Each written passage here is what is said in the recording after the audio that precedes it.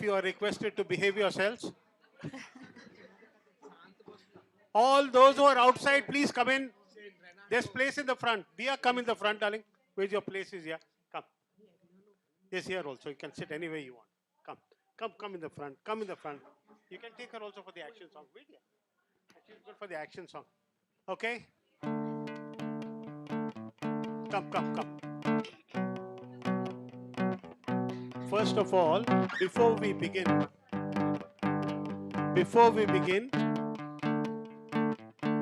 there has been one person since yesterday night, he has not slept. Silence, please. I said, behave yourselves. Including Brother Johnson. He's quiet, ne? Come in the front. Yeah, come. Your 1 minute is over. Yeah. The 1 minute is...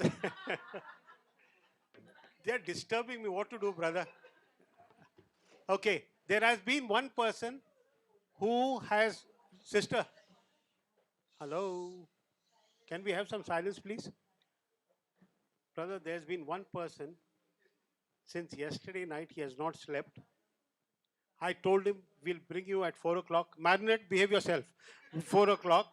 And I will pick you up. I called him at 4 o'clock. He says, brother, give me 1 more hour. I'm still working. The whole night he was working on the laptop and the PowerPoint. 5 o'clock, I went and brought him. And he's there on the laptop ever since. So, brother Rian.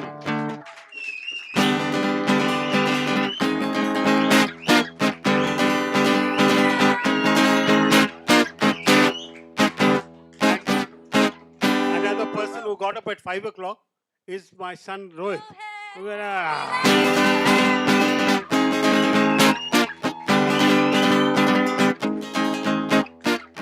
Another brother who comes all the way from Dubai but came 15 minutes late is my brother Savio.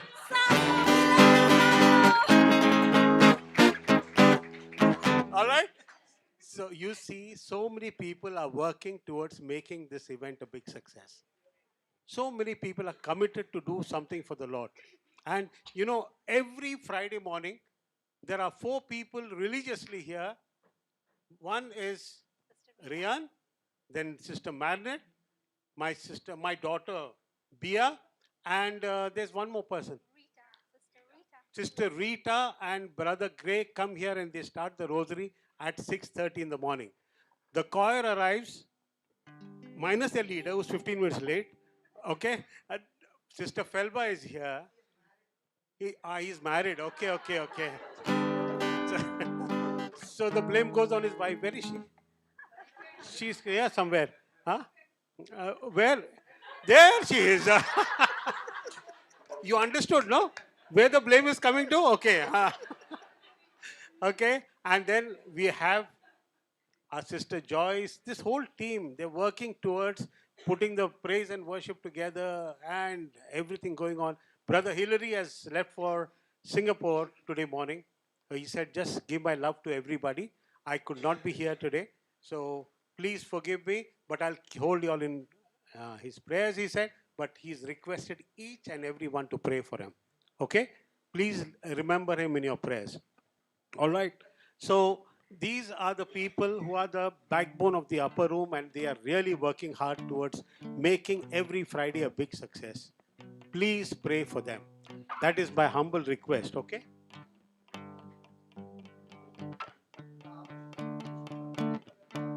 There it is. The harvest is rich and the laborers are few. Brother will say a few words on that. Come.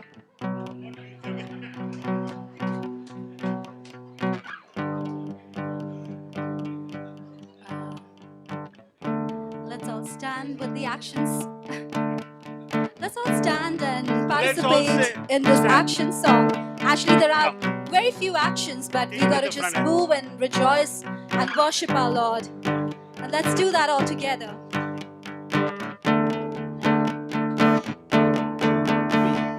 I've got a river of living waters, a fountain that never will run dry. It's an open heaven, your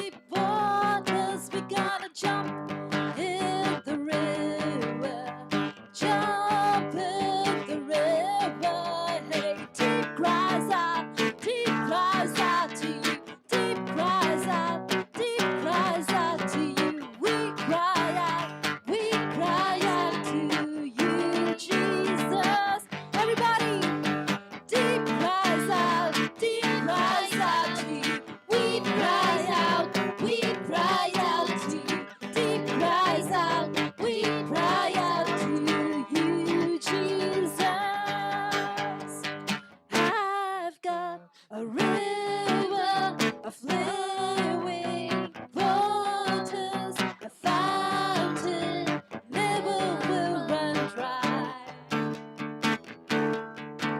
It's an open heaven we're releasing. We will never deny. 'Cause we're stirring up deep, deep wells, and we're stirring up deep, deep waters. We're gonna dance in the river, dance in the river. We're stirring up deep, deep wells.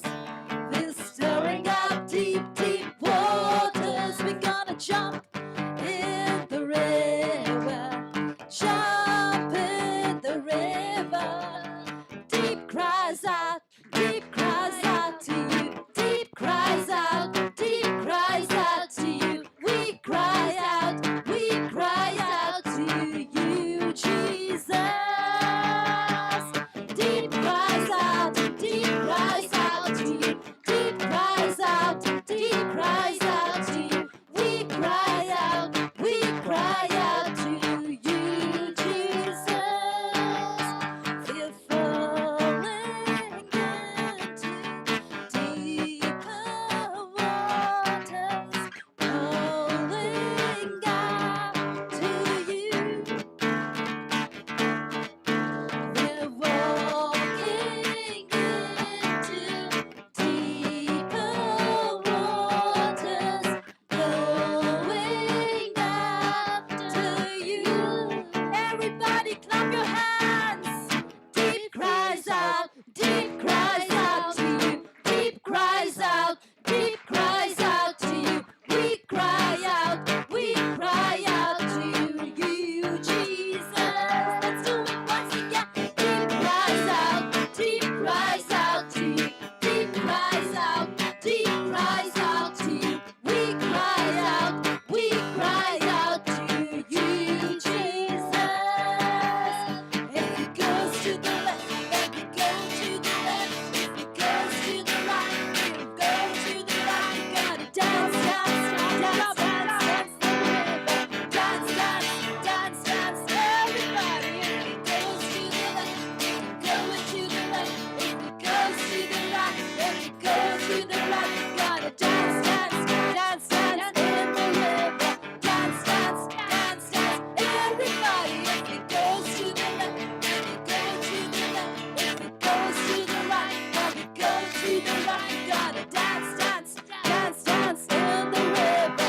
Dance, dance, dance, dance, everybody. If it goes to the left, then it goes to the left. If it goes to the right, then we go to the right. We're gonna jump, jump, jump, jump in the river. Jump, jump, jump, jump, everybody. Deep cries out to you. Deep cries out to you. We cry out to you, Jesus. Deep cries out to you. Deep cries out to you. We cry out to you, Jesus. Deep cries out to you. Deep cries out to you. We cry out to you, Jesus. Deep cries out to you. Deep cries out to you. We cry out to you, Jesus. You, Jesus. To you, Jesus.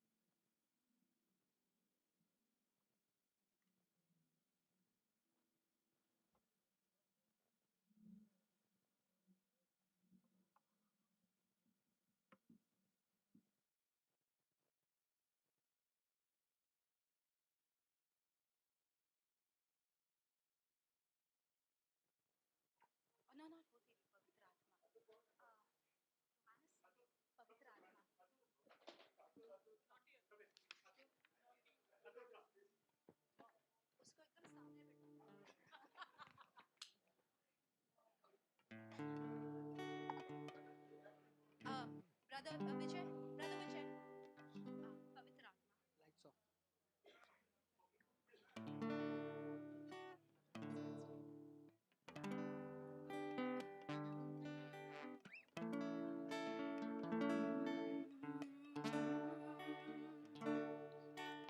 पवित्र आत्मा, पवित्र आत्मा, मुझे ले जाओ यीशु के चरणों में। पवित्र आत्मा, पवित्र आत्मा, पवित्र आत्मा, मुझे ले जाओ यीशु के चरणों में। पवित्र आत्मा, सिर्फ तेरे लिए यीशु, तेरे लिए, सिर्फ तेरे लिए यीशु, तेरे लिए, सिर्फ तेरे लिए यीशु, तेरे लिए मैं हाथ उठाता हूँ। घुटने टिकाकर सर झुकाकर हाथ उठाता तेरे लिए। घुटने टिकाकर सर झुकाकर हाथ उठाता तेरे लिए। सिर्फ तेरे लिए यीशु, तेरे लिए, सिर्फ तेरे लिए यीशु, तेरे लिए, सिर्फ तेरे लिए यीशु, तेरे लिए मैं सर झुकाता हूँ। यीशु ही मार्ग है, यीशु ही सत्य है,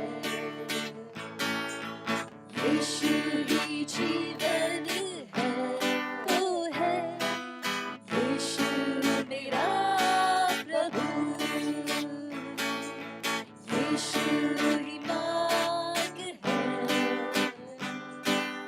यीशु ही सत्य है,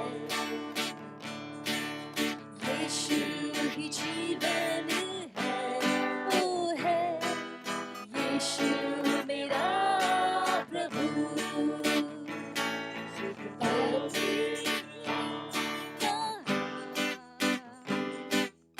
पवित्र आत्मा, मुझे ले जाओ यीशु के चरणों में। पवित्र आत्मा, पवित्र आत्मा, पवित्र आत्मा, मुझे ले जाओ यीशु के चरणों में। पवित्र आत्मा, सिर्फ तेरे लिए यीशु, तेरे लिए, सिर्फ तेरे लिए यीशु, तेरे लिए, सिर्फ तेरे लिए यीशु, तेरे लिए मैं हाथ उठाता हूँ। घुटने टिकाकर सर झुकाकर हाथ उठाता तेरे लिए। घुटने टिकाकर सर झुकाकर हाथ उठाता तेरे लिए। सिर्फ तेरे लिए यीशु, तेरे लिए, सिर्फ तेरे लिए यीशु, तेरे लिए, सिर्फ तेरे लिए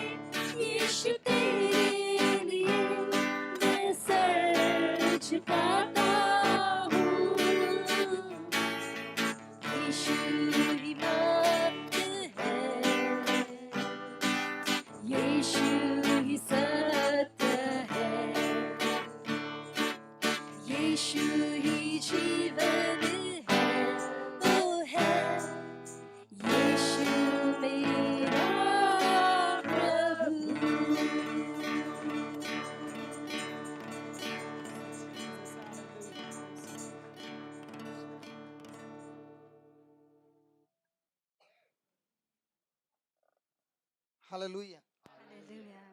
You were singing that song with a dance. Deep, deep. Deep cries out. What is that? Can you put the words?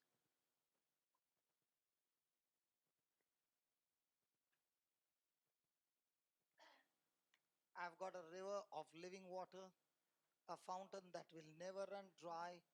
It's open heavens you are releasing, and we will never be denied. Then,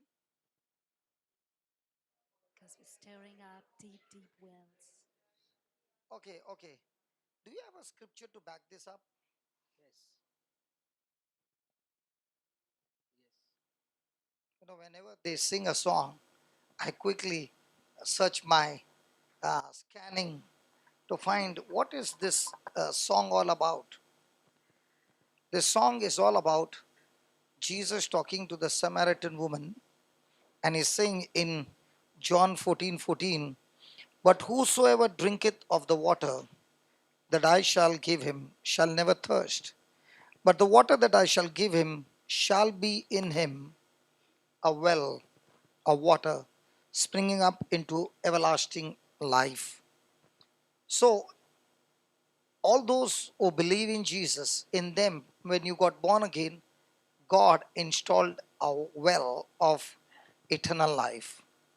Praise God. A well of water that springs eternal life. Now, this water, this well is there. But what about those wells where the water was never drawn out? Do you have wells, natural wells, which have been for years, but nobody there to draw the water out? What happens to that well? What happens to the well? What happens to the water? Hmm? The stagnant water becomes dirty. But what happens to the well that's flushing out water, that's drawing out water every day in large quantity? The springs keep growing and more and more. And that's what you are reading. What did you put? John chapter 4. Just put that song again. Just put that song again.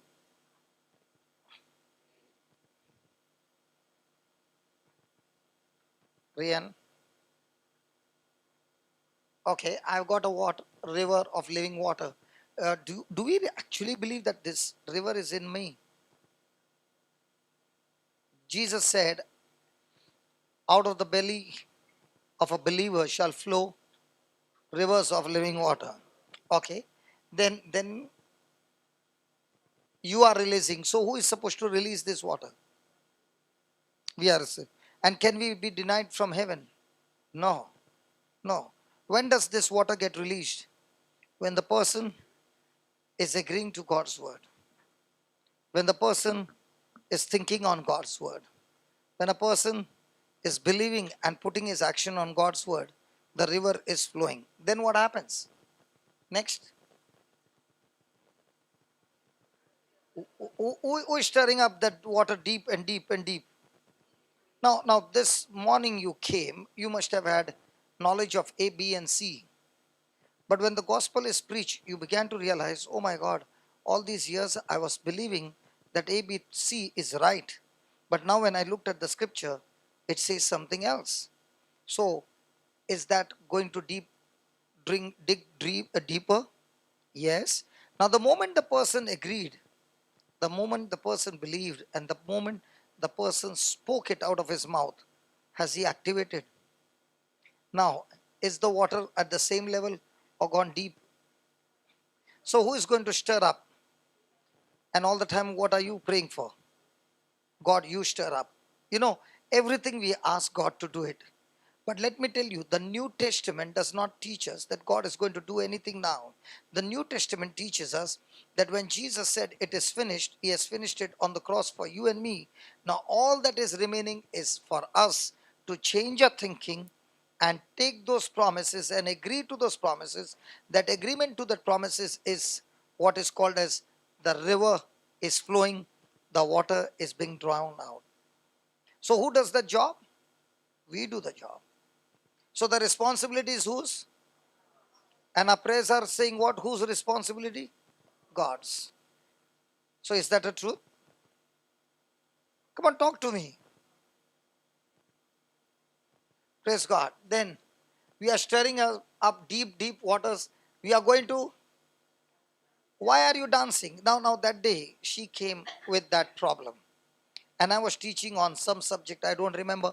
And I said, when you say, I'm good, I'm strong, I'm healthy. I was teaching on Joel 3:10. And the Lord gave us a song that day. Okay. Did we pray for her? No. We dug deep on Joel 3:10 and we were dancing and singing that song. What happened? The pelvic bone got repaired, the legs grew, and she's now, when she walked in, wow, I looked at her, it was better than any catwalk. Do you know why? It was the glory of God walk. In a catwalk, you have to expose yourself. In the glory of God, you are exposing the Lord as you walk. There's a catwalk of the world which says, take off your clothes. And there's a glory of God. When you walk, people look at that and say, that is God's glory. Look what the Lord has done. Hallelujah. When did it happen? When we began to get deeper in the word, now we were all dancing and dancing and dancing and we were singing. And when that happened, wow. You know, there are so many, I want to tell you, because I remember the sister Jude coming and telling me when the service got over, she had come on a Thursday night. And this sister came when the service got over and she said, please pray over me. And she said, please pray over my cousin or friend, I don't remember. And I said, no, I will not pray now. You come tomorrow because I want this thing to be recorded because it's going to be God's glory. Is that right? Now she could have felt depressed. What is this man so full of pride? He can pray, get me healed. No, no, no. I don't want to do anything in the secret. Whatever I want to do, let God be glorified in what He's doing. And that testimony, my brother Rayan and Rohit, I can tell you, the people who sent messages to me, watching that testimony, so many of them are still getting healing and healing and healing. You know what you can do? Please, I beg you. I want to use the word I beg you. Instead of bringing people here and say, brother, pray over me, that person, prepare that person in your house, in his house. Give them the links of healing and miracles, of news of Ireland, of Australia. There are so many. Now we have removed all the healings and made it into small packets where the teaching is there, healing is there, prayer is there. And make that person listen to it every day. That person will need not have to come here. The person will not only get healed at home, the person also will start digging the river which is in his belly.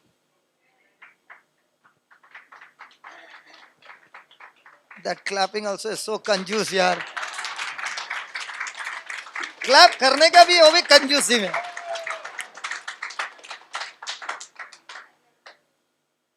So we are going to dance in what? In the river. What is that river? The revelation, the knowledge. Do you know the only thing that is stopping us from getting supernatural manifestation is the right knowledge?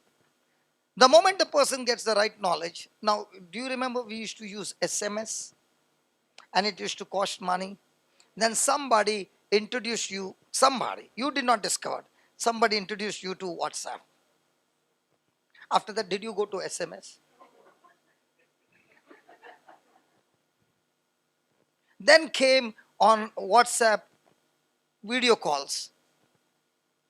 First came calls, then came video calls. Now all excited to download it. You remember? Now once you got it, now are you using it? The same it is. You shift out of this place, you will get it. Don't say banned, because you are in a different place. The company is not banned. The place is banned. Praise God. So shift, no. Who told you don't shift? Hallelujah. That's exactly what we are doing here. We have come to this river, and now when the word is being preached, it's not me who is preaching. It's the Lord who is preaching. And once you get that truth, before the manifestation, you are already dancing. Why? Because if a person, anybody driving car here? This is the best example the Lord taught me. When a person is putting reverse gear, then he starts praying Psalm 91, Lord, you are my protector. Let the car go behind. Anybody praying after putting the gears? Because you know, if I put a reverse gear, the car has to go reverse.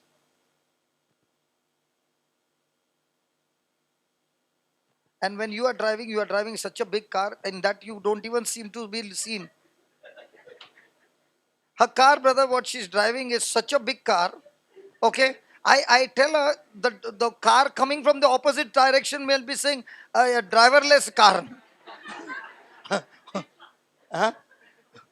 So what I'm trying to say is, but I sat with her, amazing driving, super driving, and especially super parking, because where she's parking. So why this did she have to learn? Come on. In the same way, we are come here not for healing, not for miracle, not for blessing. We have only come to a coaching driving class of Jesus Christ to learn from him how to drive our life.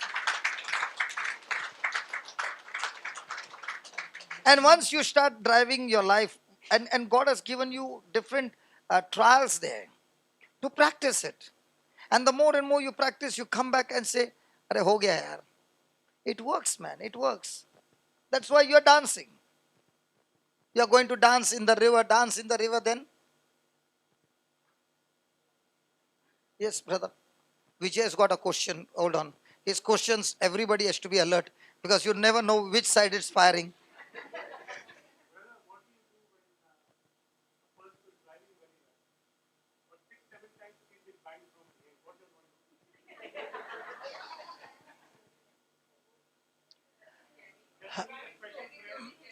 Brother, one thing is he must be going too fast and then suddenly remembering and putting sudden brake. The driver on the backside is not expecting a brake, and all the time the back fellow gets the dots. Doesn't matter, we will break that curse in Jesus' name. No, but we have broken the curse. Now no more. Let the weak say, let the one who is getting banged from behind say, no more banging.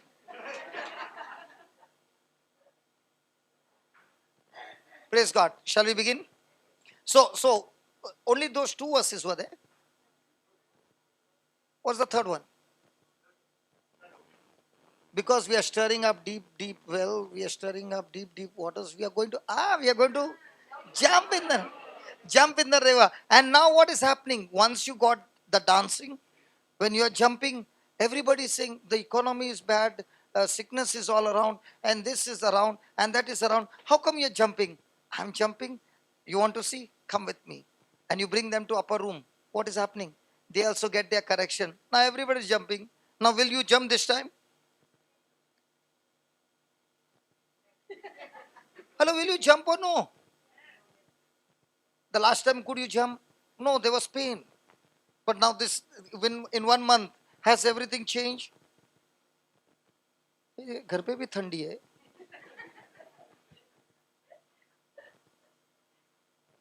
From Bombay? नाम खराब कर दिया. Hallelujah. Praise God. So are you going to be jumping, dancing, jumping? Why? Because now the thief cannot deceive you. Okay. So on this song, write in bold capital letters. Write it in bold capital letters. What we are thinking, when we are thinking correctly,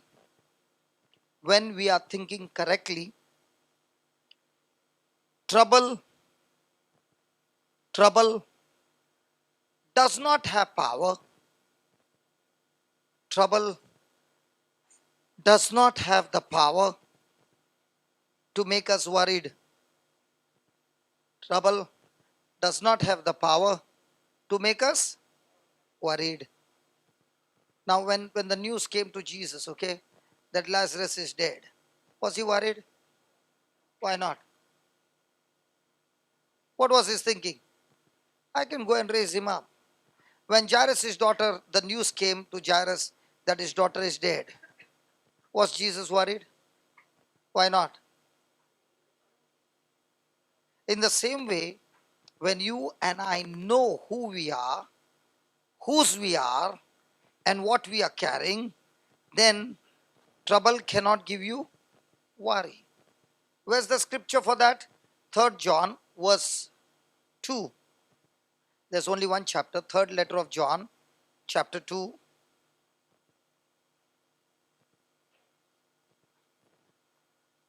Not chapter 2, chapter 1 verse 2. Sorry, there's only one chapter. No.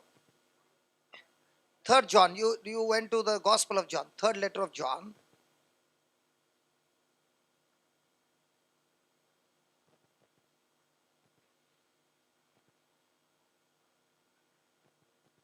Third letter of John, chapter 1, verse number 2. Beloved, I wish above all things that you may prosper. There is only one chapter. 3rd John, there's only one chapter, verse number 2.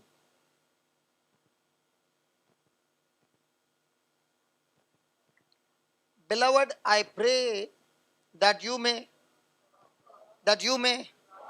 So is it God's will for you to prosper? Hello. Is it God's will for you to be whole?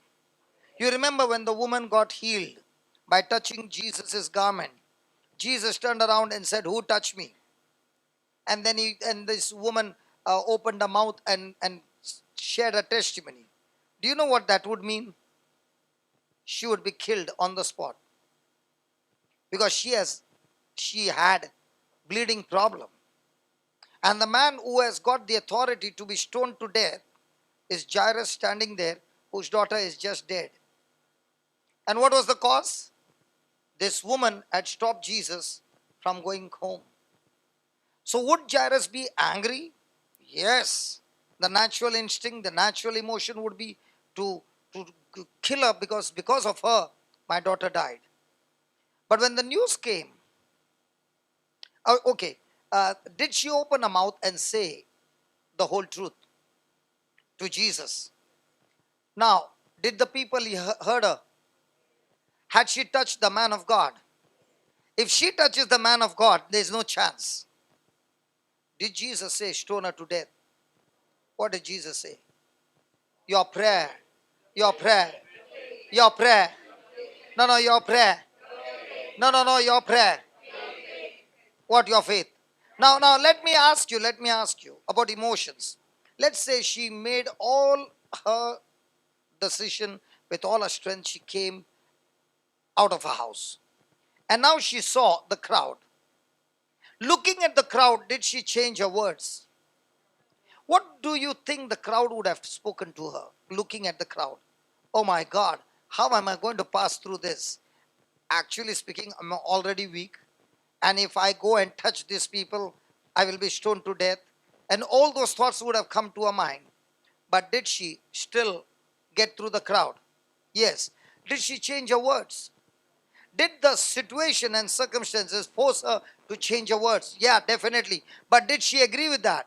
No, she kept saying till she went and did what she kept saying. Praise God.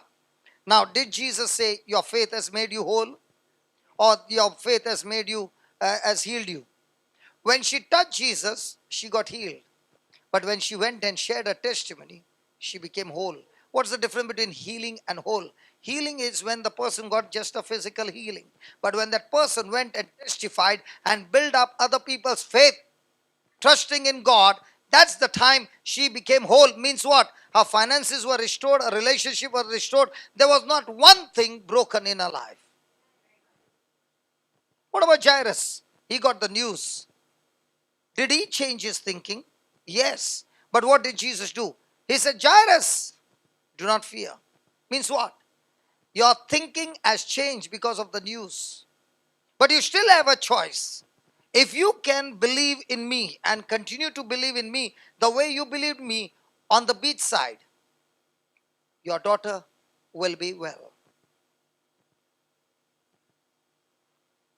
In both these conditions, were situations negative? Did they have every ability to change their words, change their belief, change their feelings? But did they allow? What if the woman had to say, if only I touch his garment, I shall be healed. If I only touch his garment, I shall be healed. But never got out of her bed. She would have died. She would have died there. In the same way, when a person is speaking faith, there has to be a corresponding action. Her emotions would have been bad. Her emotions would have said, no way you can go. But yet, she overruled her emotions and kept speaking and moved in that direction.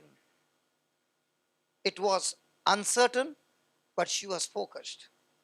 Did she receive a miracle? So what are you writing there? What did you write in capital letters?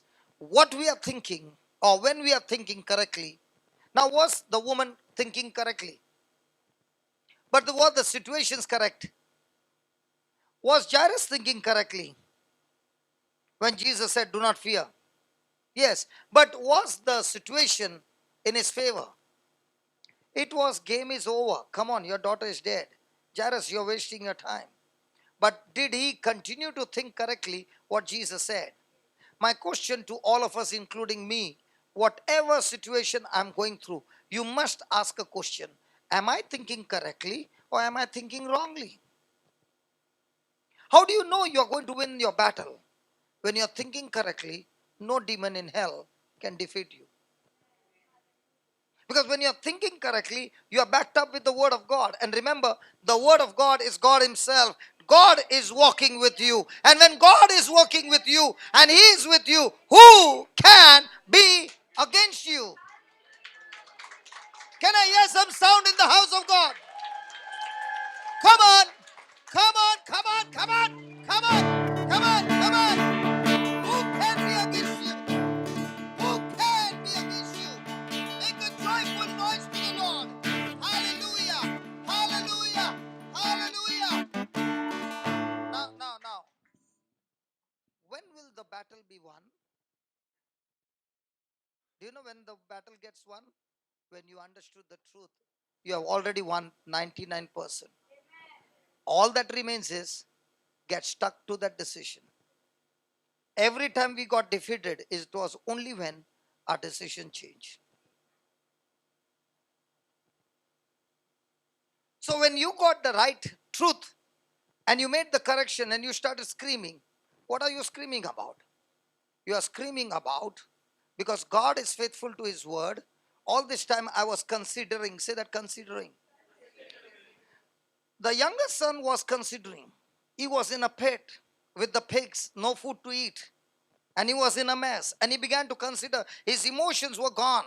Totally going wild. He cannot go back to his father. His father will say, weren't you the one who went? There were so many thoughts. But he had to make a decision. He made that decision. I am going home. Did he change his decision? Once he made that decision, did he change his decision?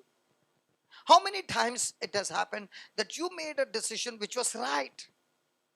And you made a decision, I will go there and tell that person, please forgive me. I will tell that person, I've forgiven you. I will tell that person, I'm going to forget about what has happened in the past. And when you went there, that person thrashed you again. And your decision changed. And now you came with more emotional hurts. Your victory does not depend on anybody. It depends on you. Your right thinking gives you the victory. You know, in the world, what people see, what is your achievement? You know what God sees? He never is interested in achievement. He is only interested in your attitude. And remember, attitude is always depending on thinking. For example, somebody insulted you and abused you. At once your emotions run wild to give back. And at that time, the word of God says, when somebody slaps you on one cheek, turn the other. Look at me, they spat on me, they did this, they did that. Did I threaten them? Did I insult them? I had the power to do that, but I forgive them. And at once your mind says, Lord, thank you for giving me this opportunity. I would become like you. Now what happened? You brought your wild emotions under control and said, you don't rule over me. I have decided to take the insult, to take the rejection, to take all that, and now bring out the fruit of love, bring out the fruit of forgiveness. Mangoes are tasty when they are in the hot sun, still connected to the tree. But the mangoes that you get over here in cold storage, they don't even smell like mangoes. They must have come out from the same tree. But before they could get into the process of getting matured, they were plucked and put into something with artificial ripening, and they're put in a shelf. They look good, the color is good, but when you cut, there's no taste. But look at that Goan mango. Oh, in the hot sun. Look at that Ratnagiri apus. When it is in that hot sun, the color begins to become orange and reddish, and now you bring it and put one mango and hide it in a bedroom. Go and hide wherever you are. Hide it. You can't hide it. The person who enters the room says, there is a mango in this room. In the same way, when a person is thrashed and thrashed and thrashed, and he has changed his thinking to God's thinking, you can smell Jesus even from a distance. People can smell you. You cannot fake the anointing. You can fake everybody, everything, but you can never fake the anointing. Because when the anointing is there, the anointing will always show up from heaven and say, this is my son in whom I am well pleased. Hallelujah. Hallelujah. Thank you, Jesus. Yeah, put that scripture. Why did you remove that scripture? Aha. 3rd John, verse number 2.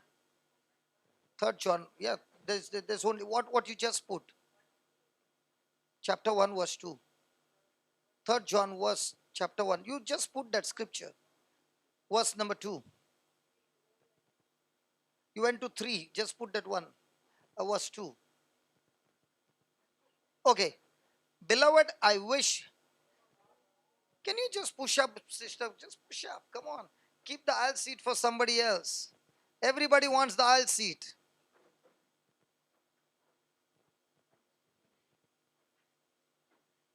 Get crucified. What is that crucified? Your desire. I love this window seat, okay? Because I don't, not that I'm putting my hand out on my flight, but the reason I love the window seat is now when I travel from Ireland to Abu Dhabi, once I go to sleep, I get up only in Abu Dhabi. So I keep my sleep pending. And if I'm somewhere in the middle and the person says I want to get up, then it is a disturbance, okay? But there are times when a passenger, the husband and wife are there and they are on some other row, okay? And they'll ask me, okay? I might go and get in between the two, but I will always see that I'm able to offer the seat to somebody. Why? Because the flesh has to be crucified. As long as the flesh doesn't get crucified, you cannot experience Jesus. Jesus is not in your comfort zone. Jesus is always in wild, running waves coming against you, because that's where Jesus is. Whenever you are in some disturbed water, get excited. You are going to encounter Jesus. Hallelujah. And remember, it's not going to get you out. It's not going to get you out. It's going to get you through to the other side. But before he gets you through, it's going to teach you so many things. Hallelujah. You know, all my life, when I came to the Lord, I was thinking, with now 22 years, my thinking has changed. You know what was my thinking? If I have to go from here to Sister Judy where she's sitting, okay, God will take me. Taka, taka, taka, taka, correct? Now, after 22 years, I came to know if God has to take me to her, he'll start taking me here. Then he'll take me there. Then he'll take me there. Then he'll take me to the coffee place where you were there. Okay. From there he'll bring me back, and then he'll bring me, and then he'll allow me to meet her. Why he's not taking me direct? Because all the character is built there, not there. Hello. But we as human, we want everything quick and straight and with comfort. Where do you learn the most?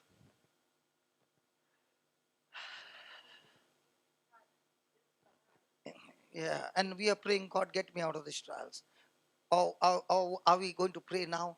Lord, teach me what I can learn in the midst of these trials, and teach me so practical that it becomes my lifestyle.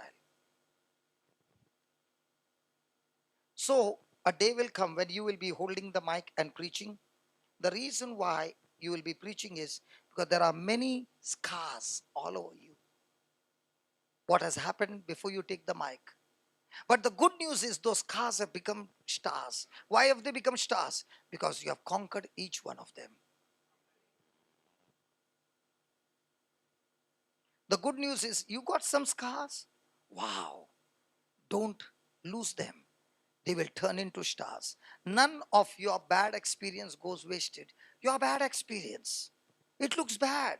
But there are, I'll tell you, thousands and thousands of people who are watching the testimony are getting healed. And when you get the list of them, what's your number? Let me put it. What's your phone number? They'll call you. She's not giving. Hallelujah. They will call you. You know, Angeline's testimony in the sower and seed is somewhere around 10 years back. Okay. But even today, people say, I've been hearing the testimony and I'm out of that mess. Now, did Angeline ever think that her trouble would bring so much of healing to so many people? Come on, your testimonies are the trophies, and through those trophies, we can get so many people who are suffering. And when they hear what you're going through, oh, hey, that day you said about the the relative who gave your husband a job, and how that same relative's wife, okay, has blessed. There are so many who said, wow, that testimony has touched me. I'm not going to fight with that person anymore. See, you are learning God's way. The human way says, hallelujah. I was like a wild bull in the kingdom of darkness. But when God brought me, He had to teach me many things. Others, I used to straight away attack people. Now it's like, go ahead and slap me. I'm ready to take the insult and the abuse. It's going to help me to squeeze love out of me. Do you use a toothpaste or powder monkey brand? Come on, toothpaste or what? Did you press the tube? Did that tube give you gali or give you paste? So when somebody comes and squeezes you, what should come out of you? Paste. Very good. What should come out? Love. Praise God. That's what we are learning. I wish above all things that you may prosper. Prosper and be in health. When will you be in good health? The word of God says, when your soul, when your soul, when your soul, what is soul? Your thinking. The more and more your thinking agrees with God's word. Okay, do you look at yourself in the mirror, women? You didn't look. How did you shave, men? She shaved a what? She did it. Oh, see, you should have a wife like this, man. Every day before work. Wow, beautician.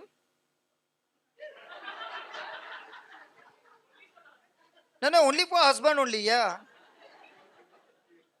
And what about you, woman? When you put lipstick, do you look into the mirror? Come on, do you look into the mirror? Even if you close your lip, I can still see. Come on. Now, just as you look into the mirror and make the corresponding action, the Lord says, a soul who looks into the Word of God and makes the correction, such a person's soul is now prospering. And when your soul starts prospering, don't even pray for healing. Healing will come in search of you. Blessings will come in search of you. Protection will come in search of you.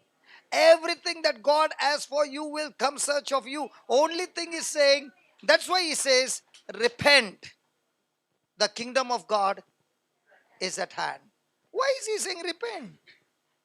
He did not say pray. He did not say sing. He did not say praise. He never said any of those things. He said repent. What is repentance? Repentance is change of thinking in such a way that I don't want to go to my old life again, old thinking again. So, who are the ones who will encounter Jesus more and more? The ones whose proportion to change thinking and stay there is at the highest. Such a people are on a Ferrari fast track. That's why in the kingdom of God, it does not matter, you know, you are in the renewal for 20 years or 30 years. None of that has anything to do. Spiritual maturity is how much are you thinking in line with God's word, even in the midst of the worst situation in your life. Then you are a matured Christian. And if that is not happening, then you are a baby Christian. Babies don't get inheritance. Guardians look after your inheritance. Only those who mature, then the inheritance is transferred.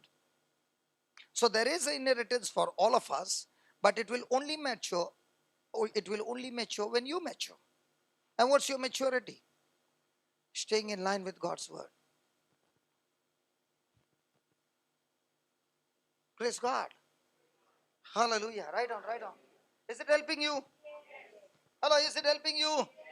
So from now on, are you going to be fasting, praying, or are you going to be studying, renewing, and changing your thinking?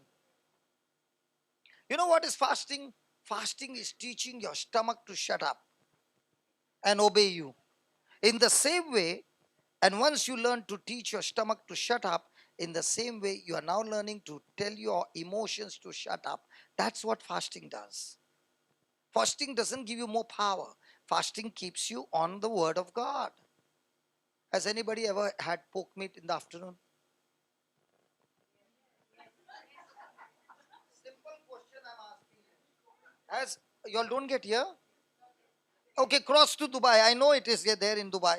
Last night I ate. Okay, it's there, right?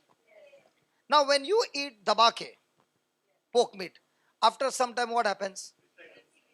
You become one like him. Stomach is full, no? But that same person, stomach was empty. Will he feel sleepy? So you are teaching yourself. Fasting doesn't give power. Fasting is for you to train your emotions,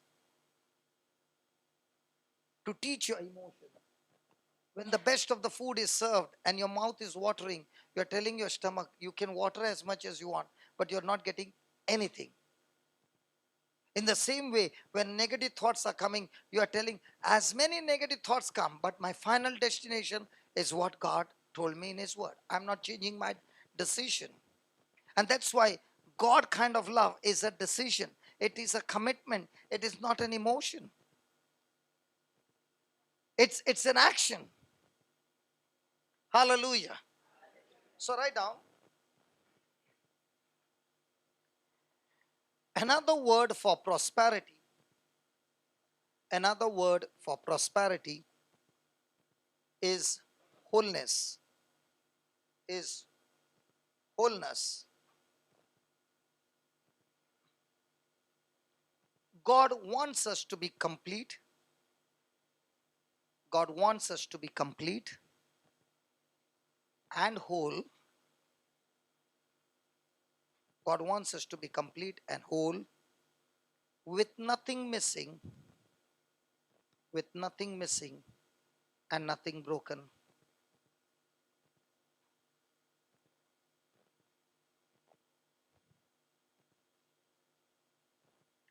Let me give you an example. Broken, okay. Now when I encountered Jesus, I was in depression. I'd lost my factories. I'd lost my house. I lost my business. I had no money to eat food in that condition. Now, I was introduced to Jesus. I had two options. I never got healed instantly. I got healed on the fifth day when my memory was restored and my journey began. And today I want to thank God that I did not get healed instantly. Why? Because if I were to get healed instantly, I would not know. I would have gone back, said thank you, Jesus, and gone back to my old life. But when it came progressively, every issue, he began to teach me what is the relevant scripture. Praise God.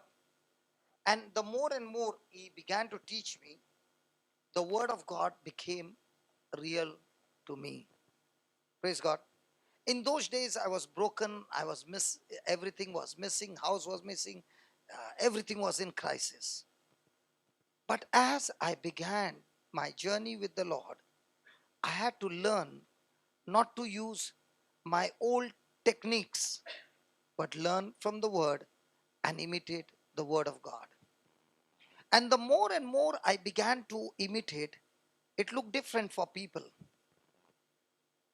It was like, he's like, what do you call, fanatic. But I found the more and more I became like that, the speed of recovery, not only in my own life, in my work, from the work to the business, from the business to finances, to getting the house, getting the family, getting the marriage, getting the children, everything was at a high speed. And I would at that time not understand, why is God answering me so quickly when others have been in the same group for 17 years, 18 years? Why the difference? And after years, I began to realize that when my emotions are not set right, I can be stagnant in that place, and instead of promotion, keep going on the negative side for years and not understand why it's happening. It is God's will. Now, in those days, I did not even know that God had this plan for me. I discovered it. How did I discover? By getting into the Word. If you ask me, was it ever your desire to study? I always like to work on machines. The book, I hate it to the core. I like something manual. I like something skill to work on machines. My hands would be black. Many a times I think, Lord, what a life you have given me. Those were the days when I used to work on the machine. And God is my witness. I must have had bath with rinse soap for more than 15 years. Because that grease would never leave our body. Rin, washing clothes. That's the soap. You go and check any lathe machine worker. He cannot use shampoo. He cannot use Lux. It will not work on us. We need that kind of a soap. And what did all that training do? It made everything tough. Working on a furnace at 945 degree, the room temperature would be above 50. Made us tough. On the truck, I was a truck driver for more than 5 years. All those journey that I went through, it only made me tough. So when God takes you to the trial, He is building you up to make you a leader. Why is He doing that? Because when God created Adam, He said to Adam, have dominion over all things. He never said have dominion over people. So we are supposed to have dominion over all situation, all things. That's why God has created us. So in other words, every one of us are born to be a leader. And that's why God is taking you through the trials. And those trials are meant not to kill you. Those trials are meant to make you spiritually strong, physically strong, emotionally strong, that when you are ready, He can use you like Moses. He was a champ in the palace. But now, in 40 years, he became a champ in the desert. And when the training was over, God brought him back to the palace so that he could talk to Pharaoh. He brought the people out of Egypt because Moses was well trained to search for food and water in the desert because he was there for 40 years. Did Moses ever think that when he's looking after the sheep, that in the future, the sheep was the training, but his purpose was something else? You might be going through some job and nobody appreciates you and nobody looks at you and nobody even knows. But God is saying, listen, I put you there because you don't understand. I'm teaching you and training you there because a time will come when I will get you out of that place, and then you will realize that why I kept you there, because that's not your final destination. That's only your preparation and training period. But in that training period, if you are quitting, if you are full of emotion, and if you are broken, how can I take you before you are well trained? So it depends on somebody who is going on a training class here in Dubai. Can a person get a license on the first attempt, driving license? I know people who got on the first attempt. And can there be a person who is taking the test the 20th time?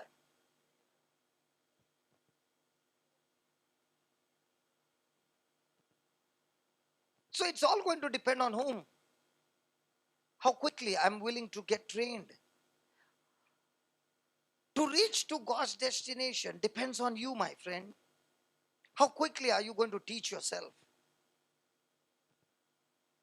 Because please understand, where you are right now is not where you are supposed to be permanently. Your destination is way, way higher. I'm telling you, in 2020, the way God is opening doors for me, I wonder what's going to happen. Because it's blowing my mind off.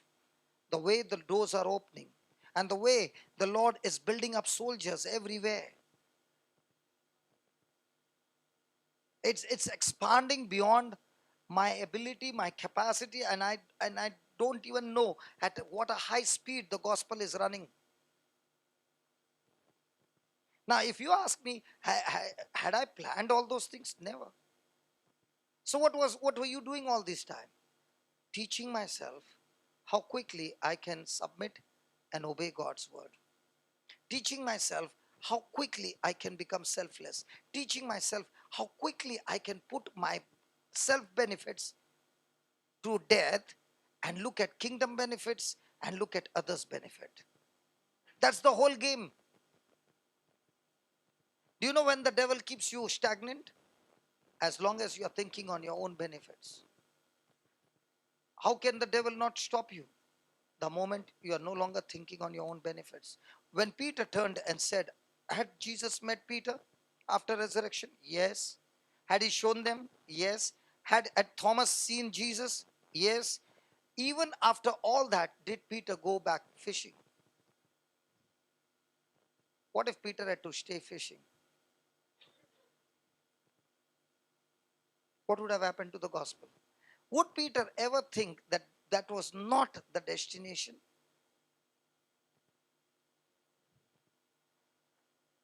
Had Peter become a blessing? Come on. How many lives did he change? Even today his letters are working. What kind of direction are you going? That even after you are dead, you are leaving behind a legacy that even the next generations are getting blessed because of you. Do you know why Christians perish? Because the Bible says a man without a vision shall perish. When you don't have vision, all that you do is you get up in the morning, live as life comes, and then you go to sleep. If Ria had not made a vision, she wouldn't have been where she is now. And once she has made a vision, did she labor in that direction or labored in all direction? Come on.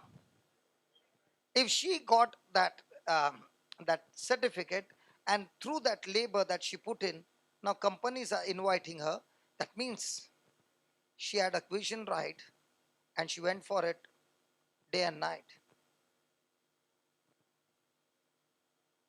Each one has 24 hours and none of us can freeze it. The question is, are you using that time to develop yourself and as an investment, or watching Gar Gar Ki Kani? And then it becomes your Kani. Somebody asked me, brother, you go to so many places, don't you go sightseeing? No entertainment. I say, for me, the best sightseeing is when I see a person on a wheelchair for 47 years and she gets up. There's no entertainment like that.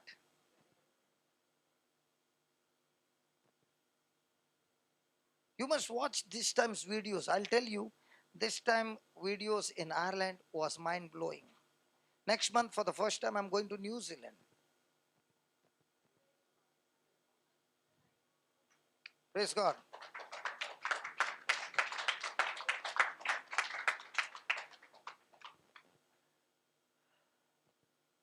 I don't know.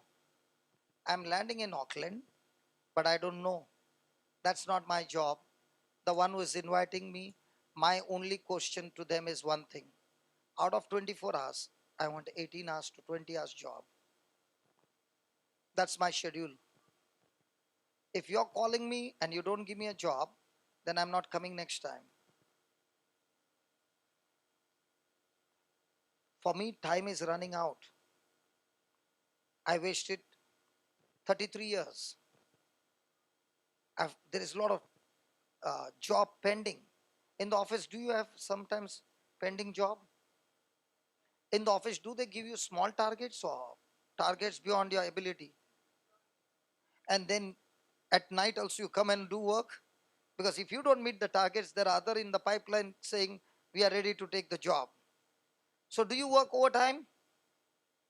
कोई बात ही नहीं कर रहा है. Come on, is it right? The other targets small or beyond your reach? But do they put pressure? At the end, do you achieve it? For me, nobody is there to put pressure.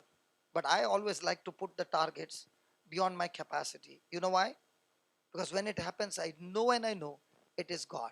If I set targets for me, which is based on my capacity, I did not give God any chance. Set your targets. Make visions. And say, God, this is what I've desired. Lord, I'm ready to work in your kingdom. Lord, tell me how to do it. I don't know. And remember, God will never start anything big. He will always start small. Do you know, in my Bible class, I started with how many people? One student. In 6 months, I had 400 students. But I started with one.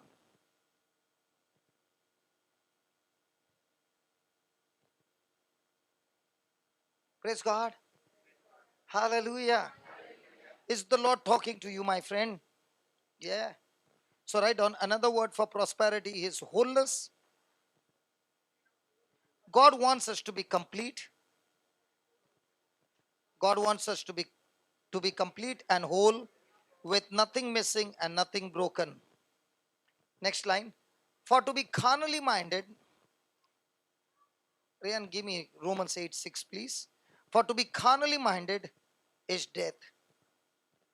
For to be carnally minded is death, but to be spiritually minded is life and peace. To be carnally minded is death. To be spiritually minded is life and peace.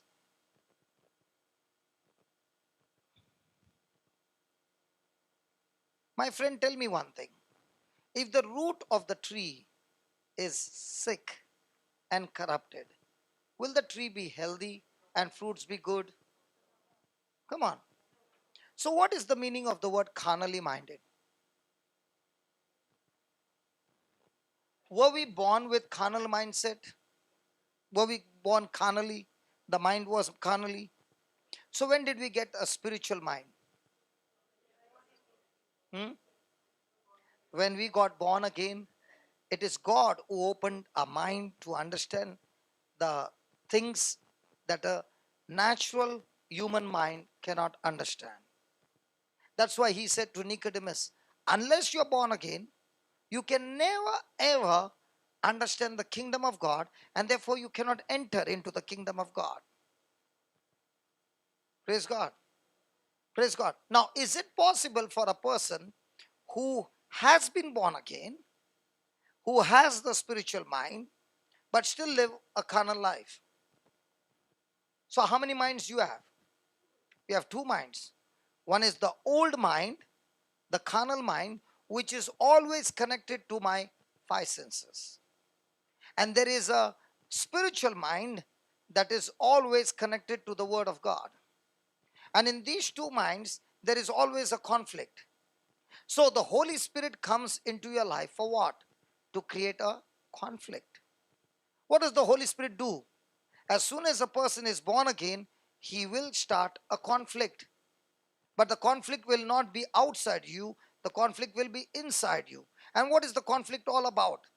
The Bible says when the Holy Spirit comes, he will convict you of sin. He will never condemn you, but he will convict you. He will say to you that what you are thinking right now is absolutely wrong. That's the job of the Holy Spirit. And if it's not happening, that means the heart has got so hardened that you can't even hear the voice of the Lord. Hallelujah.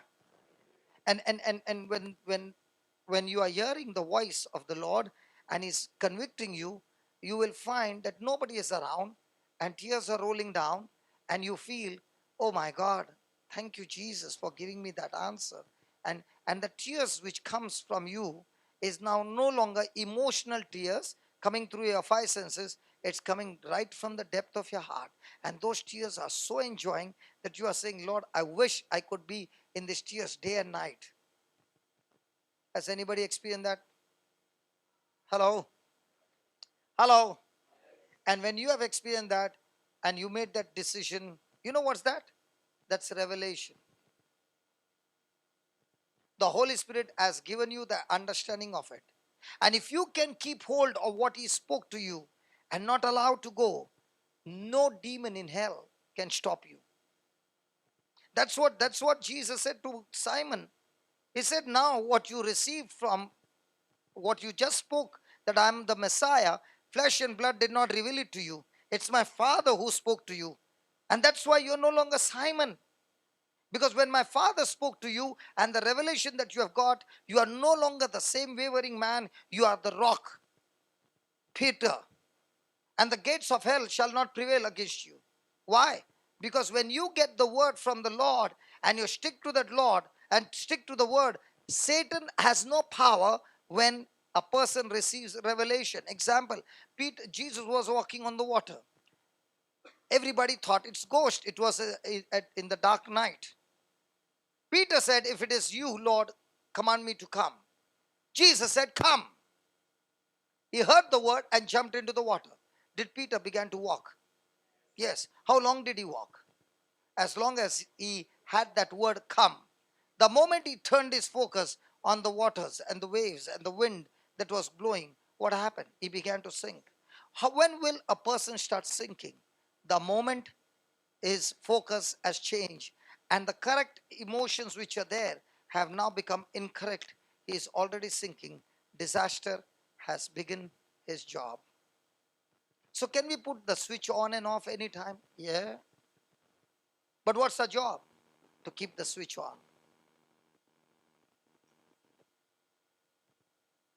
So what will prayer do? Prayer will help me to strengthen my faith. How many of you have ever used the gum called Araldite? Hindustan hai kya kidhar ke hai? Have you used Araldite? Okay. Are there two tubes? Acha, let's take this one. Everybody has used mostly. Coloring, dye color use kiya? Hello, coloring.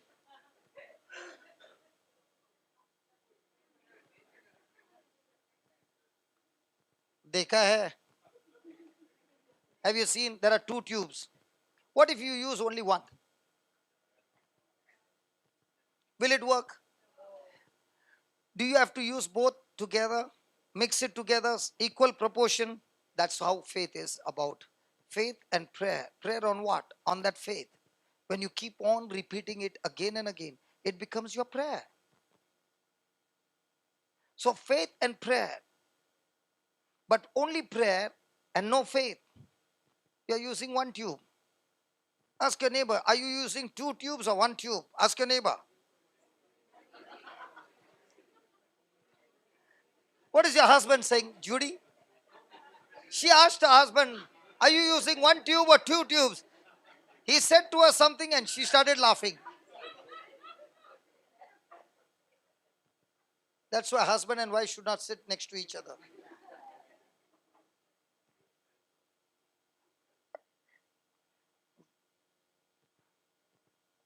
Can I ask you what's the answer?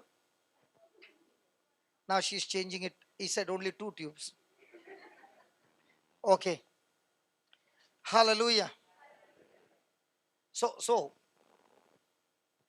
hey, you changed it, brother. 6. Ryan, are you in hurry? Ryan. To be carnally minded is so every time you are in a negative emotion, will prayer work now? Somebody is coming and laying hands on you. Will it work now? Now that day also she wanted me to lay hands on her. Let's say I would have laid hands on her and nothing would have happened because her mind has not changed. What would come to her mind? It did not work.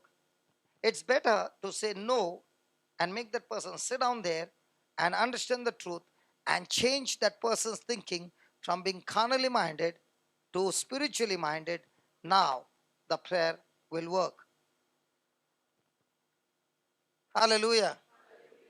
I love what Jesus did. Jesus always was preaching, teaching, and then healing. Why was the healing taking place?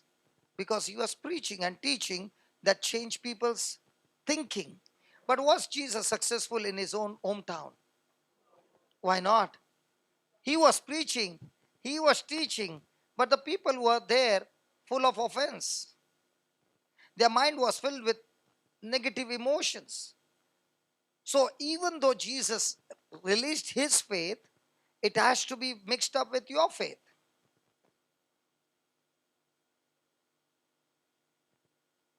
Is that clear now? So can I put the ball in God's court? Whose court is the ball? So if it's not happening, who is in charge? Good. So are you supposed to go to every preacher in town and say, I need counseling?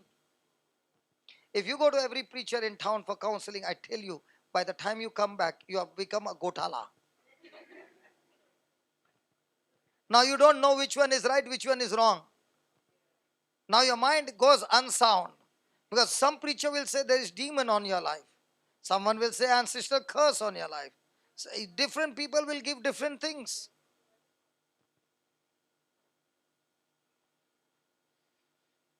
Hallelujah.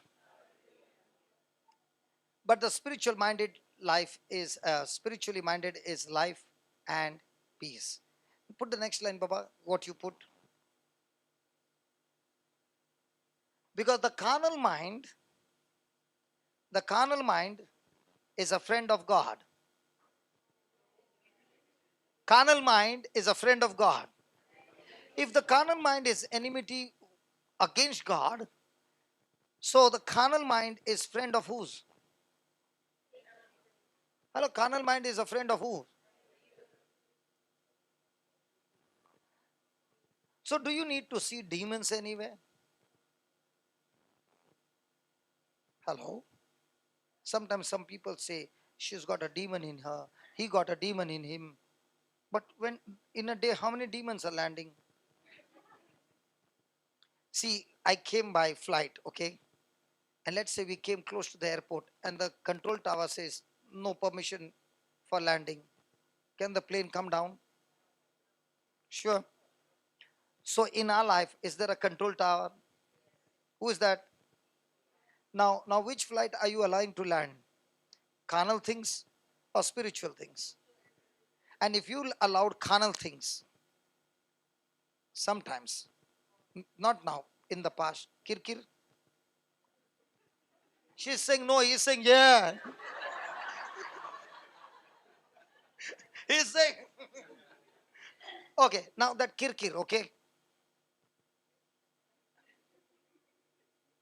Kirkir, okay. Now during the kirkir, are, are the words coming out? They are coming with big throw. Even when he's playing football, the ball can go up to the midline. But when in anger, it can cross from this goal post to the other goal post. Nobody in between to dribble.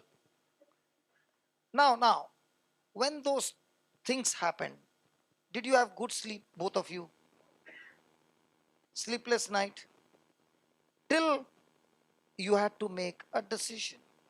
Lord, I don't want it to continue. I'm willing to change. I'm not pointing finger to you, Baba. See, listen.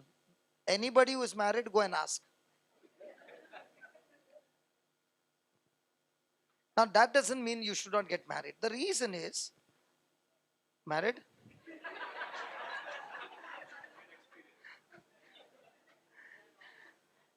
Don't get scared. It's only because I'll tell you why. Because she has come and raised up in her family. The atmosphere is.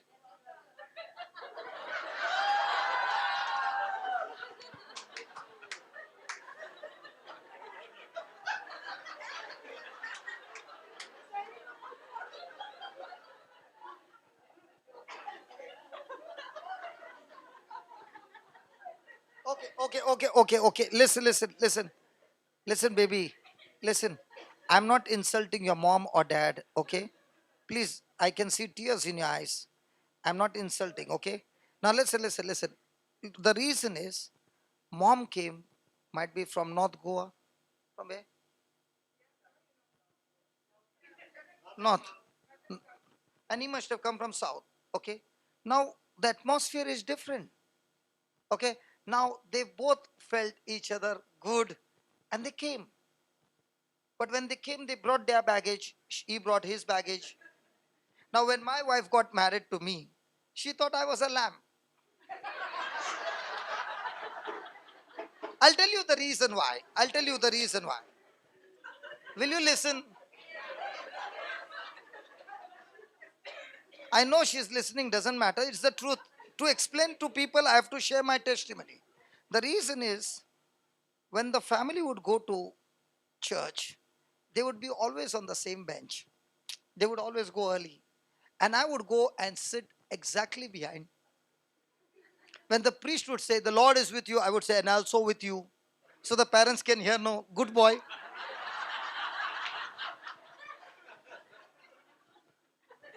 I'll do- पटाने के लिए बहुत कुछ किया है.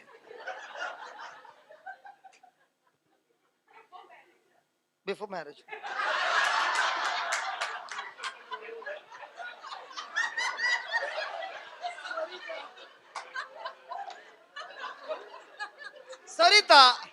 Sarita, after marriage, why I should do?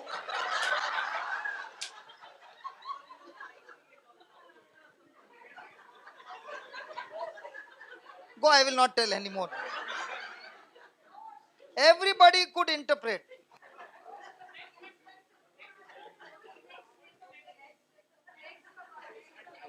No, this went again and again. So what was coming into their mind? Good boy. But was I going to church because of Jesus or for her?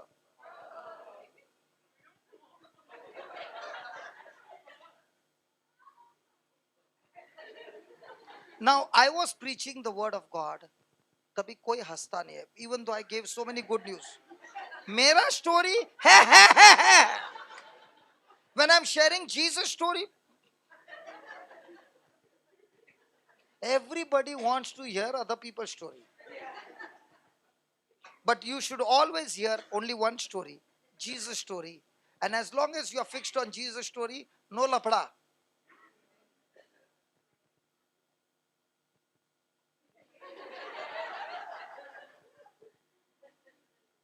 Baba, promise that you'll come next time, no? Praise God. Tell me honestly, sister, one more question. Last, I will not ask. After the accident, after the accident, that what came to you, did it change the way you pray now? Did it change your mind? Did it change your relationship with your husband? It must have become more intimate than ever before. Because when trials come, the trials can make a person bitter. And the trials, when you turn to the Lord, it can make better. Can I ask you, my dear sister? Come on, tell me.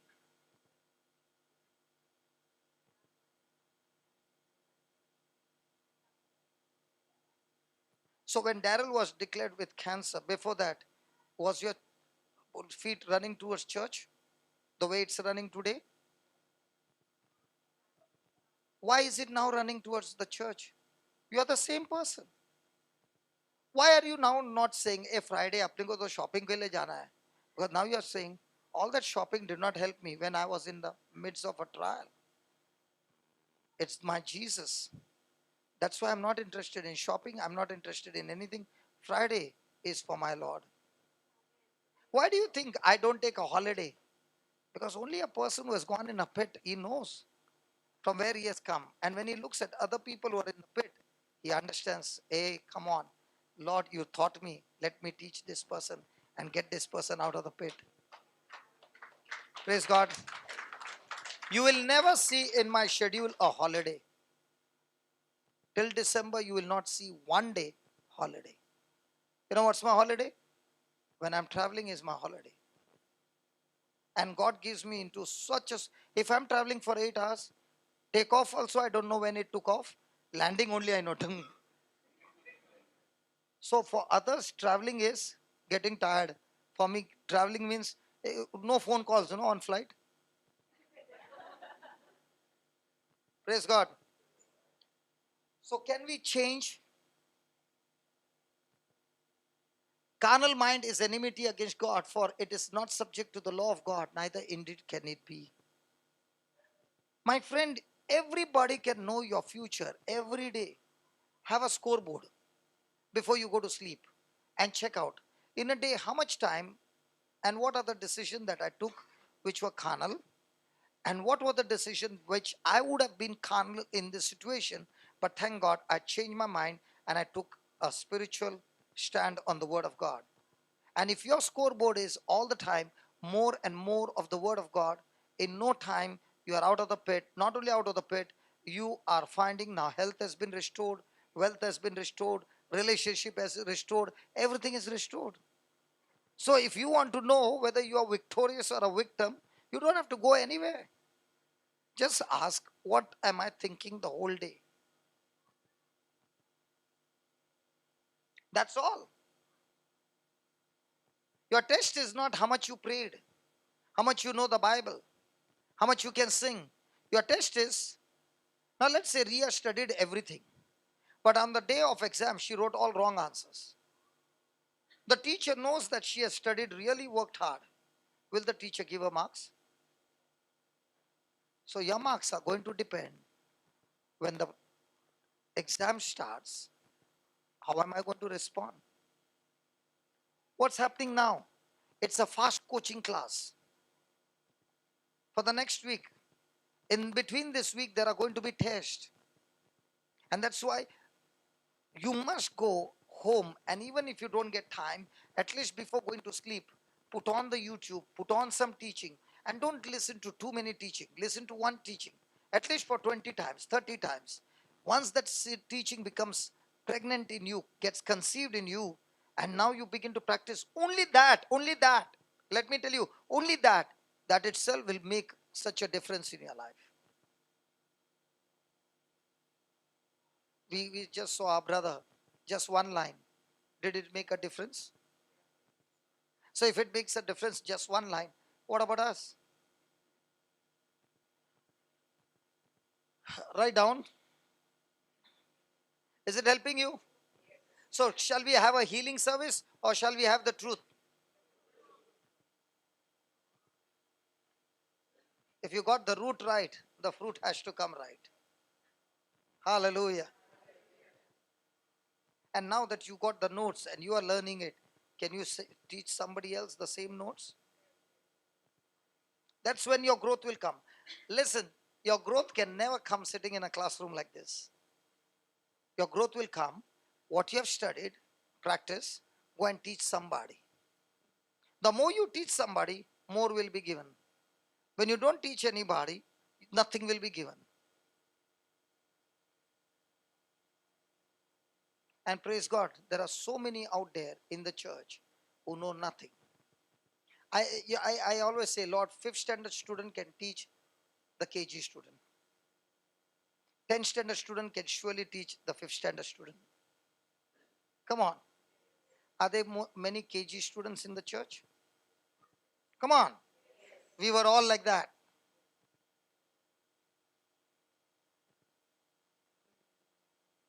Somebody during the break came and said, you know, Pascal has gone from Dubai. And I want to tell you, brother, if today I, my husband, and the family is blessed, it is because what Pascal came to my house, spoke the word in my house, and from then we started our journey. And today life has become like heaven. And I thought to myself, Pascal was saying the same thing. I was a blacker, matka, daru, this, that, everything. And when I came to Dubai, I was broken. And thank God we were in that Karama, in that, what the, that house, that office in Karama opposite Splash. Okay. That's where he first got the word. And that same man came out of his debts. The same man worked in the company from the time he came till the end. The company did not want to leave him, but he left and went. And he started a Bible class, and so many people were blessed. When somebody comes and says that, you know, that's the love offering that a preacher always seeks for. He is not seeking dirham, he is seeking souls.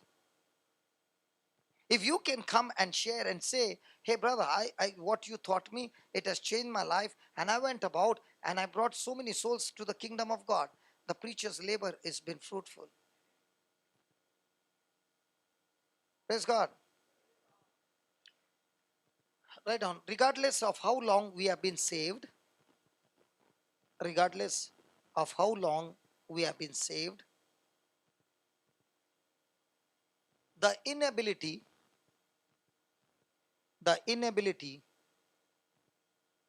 to control our emotions, the inability to control our emotions reveals that we are still spiritually immature Christians, that we are still spiritually immature Christians. Next line. We must not think it strange. We must not think it strange. Brother, give me 2 Timothy 3:12. 2 Timothy 3:12. We must not think it strange when trouble shows up, when trouble shows up to derail our emotions.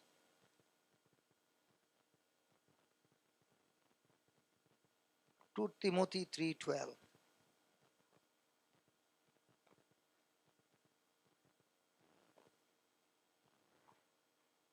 Come on, please read that. All that will, come on, all that will live godly.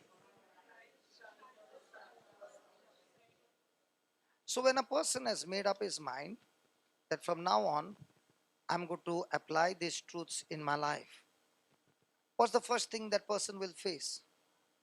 Persecution. Why will he face persecution? You remember Jesus saying, the seeds that fell along the rock are those who received the word with great joy. But when persecution came, when trials came on account of the word, they were easily offended.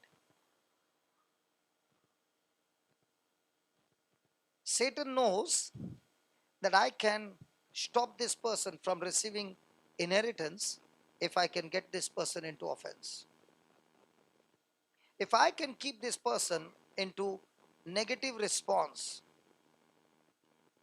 in relationship, in the workplace, in every circumstance and situation, this person is handicapped, this person will never come up. I can lock him in that prison forever. And that's why you find that when you have changed your life and you are living a life of extreme word of God, for no reason, your own people will start misunderstanding you. And when they start misunderstanding you, you will hold your head and say, how can they even think that I said a statement like that? I said like that, but it was not meant to be like this, but it will always happen because that has to come against you. Offense is like the fuse blown off. Have you in India ever experienced the fuse blown off? Here it doesn't happen, I think. Trips, okay, trips. Okay, it trips. ELCAE. Okay, it trips. Now, when it trips, then you pray to God for it to be fixed. Brother, you are the most smiling. Yeah, when it trips, what do you do, brother? Fix it up means you change the whole unit. Just put the lever up. Is it very heavy? Small button, no? Very easy to put. Hello. But what if it remains for 1 week? Will any of your gadgets work? So have you ever got your fuse blown off or tripped in your relationship with your spouse? Richard, you are the only bold fellow who is talking about tripping.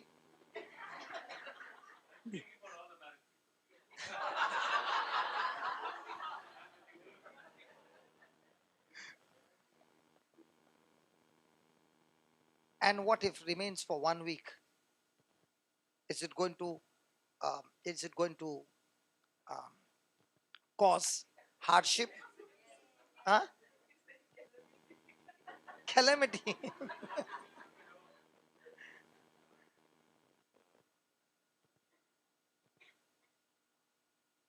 It- Isn't it true? In my house, before I met the Lord, every good day, Christmas, Easter, birthday, anniversary, and all that, my wife would always have fear because that was the day when I would blow off the fuse. There has to be a fight. Imagine she would prepare all those things, and now when I look at my uh, past life, I say, what a foolish man I had been. And I thank God out of the whole world, He chose the best for me because she did not quit. She kept holding on till I changed. Praise God. And let me tell you, she had every reason to leave me. Not one, plenty. Plenty. And even now, she can get annoyed that I'm not coming home. You know what is my home? I go to Bangalore in the morning. I'm there for 3 hours. I've changed my bag, put the new set, and I'm taking the bag and going in the morning to preach in Bangalore. And from there only, from there, after the session is over, straight to the airport to the next destination. That's my life. When will I meet her? In December for 15 days. But I'll be on transit. Now, can she say, hey, are you coming as a paying guest? Paying guest also will stay one night. That's life. And that's what she says. And I say, when you come to the kingdom of God, He doesn't want 50-50 people. He wants committed people. Where now you are no longer looking back. When He called Peter, did He call him, I will make you fishers of men? Yeah. But after that, do you find Peter saying, Lord, I have to work hard for my family? Or did he work for the kingdom? Was his family taken care by God? You know, I met one pastor. He's a pastor, 91 years old. And he invites me to preach in his church. Okay. And he said, my children were all gone crazy in the world. And he said, I said to the Lord, Lord, here I am serving you, and the children have all gone crazy. They are in the kingdom of darkness. He said, you just focus on being fisher of men. Leave them to me. Every member of his family are now on fire for God. Not only his children, cousins, aunties, uncles. When he invited me to his church to preach, he said, brother, all this crowd you see, 90% belong to my family. And each and every one of them are saying, we all have him bringing us back to the Lord. He did not chase them. He only served the Lord, and his prayers chased them and brought them back.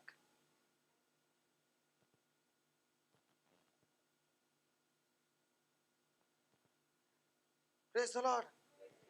At 91, even now, he preaches like a lion. His wife is 92. Healthy, strong, walks like a soldier. Praise God. So when you are going to do godly, you are going to live a godly life, is God saying everything will be all right? No. When you are living a godly life, everything will come against you like a lion coming after you. But the good news is, when you keep holding on to his promises, the lion can only roar, but he cannot touch you. Amen. Write down. Jesus has already handled, Jesus has already handled whatever situation, Jesus has already handled whatever situation we are going through. We are going through. Which one makes you happy? The healing service or this service? Hello, I'm asking you. But most of the time, where is our attention more on? Let's say we had the healing and I preached on healing and you got healed and you went back home and next time you came and healing and healing and healing. But now you're still living a carnal mind. You can get healed here. But when you went out of the door, did you keep your healing? Because the Bible says when you are in a carnal mind, what you have gone is going to come back. So which one is permanent? When you're spiritually minded. If you can get this right, then you don't need inner healing, outer healing, any healing. This knows how to go in and get everything right. Hallelujah. Thank you, Jesus. Write down. These things have I spoken. John 16:33, brother. These things I have spoken unto you, that in me,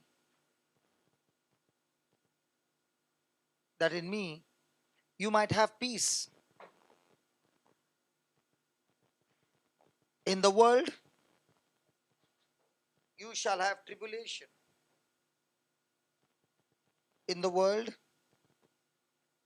you shall have tribulation.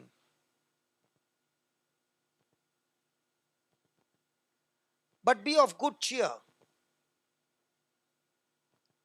But be of good cheer. For I have overcome the world. For I have overcome the world. John 16:33. John 16:33. How many people say, brother, please pray over me? I have no peace. Have you ever heard? Hey, have you ever heard people saying, I have no peace in my life. Please pray over me. Did Jesus say peace comes by praying over? Hello, look over there.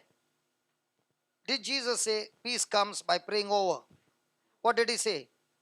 These things I have spoken unto you. What things? His truths, His word, the spiritual laws of the kingdom of God. That in me, that means in those words, you might have peace. Hallelujah. Hallelujah.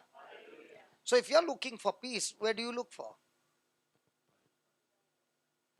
How many times it has happened your peace goes for a toss when your husband goes crazy, when your wife goes crazy, when your children go crazy? Did Jesus say your peace will come from there? But isn't your world out there in that circle? Hello? When any parameters change over there, everything in your whole system begins to change. But what is Jesus saying? Your peace comes from who? Hello, your peace. Is joy and peace twin brothers? Who told you?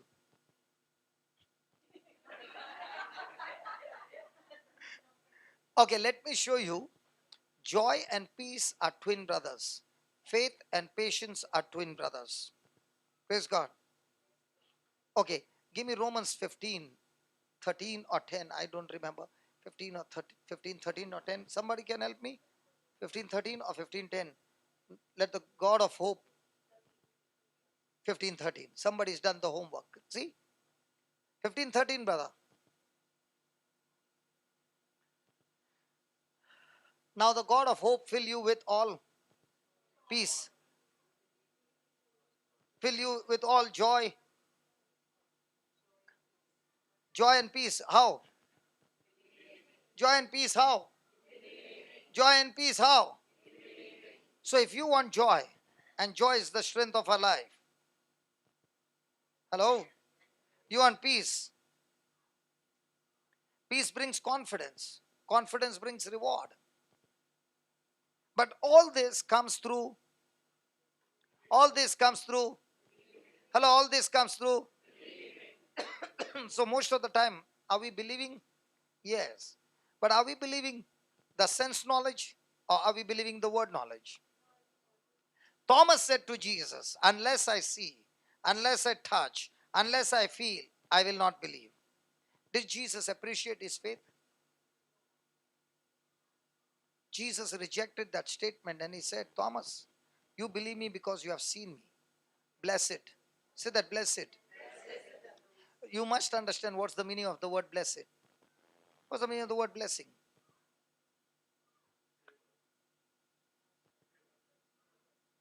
That's the result. That's the result of blessing. Yeah, blessing. That's the result of blessing. What is blessing? Come on. Yeah, somebody said that. Yeah, tell me. Empowered to bring forth God's result is blessing. Empowered to bring God kind of result is blessing. Praise God. Praise God. So what's the curse? Empowered to fail. Empowered to be destroyed is a curse.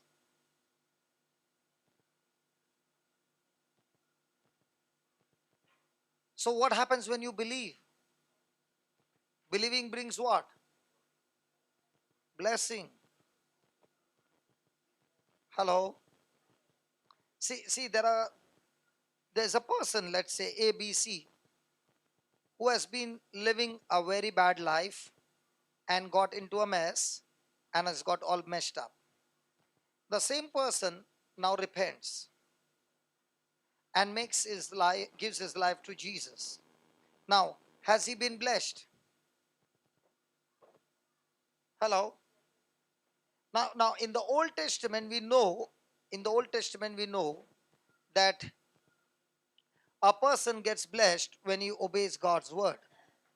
Deuteronomy 28. And we also know that when a person does not obey God's word, he gets cursed. Now in the New Testament, how does a person get blessed? Huh? In the New Testament, how does a person get blessed?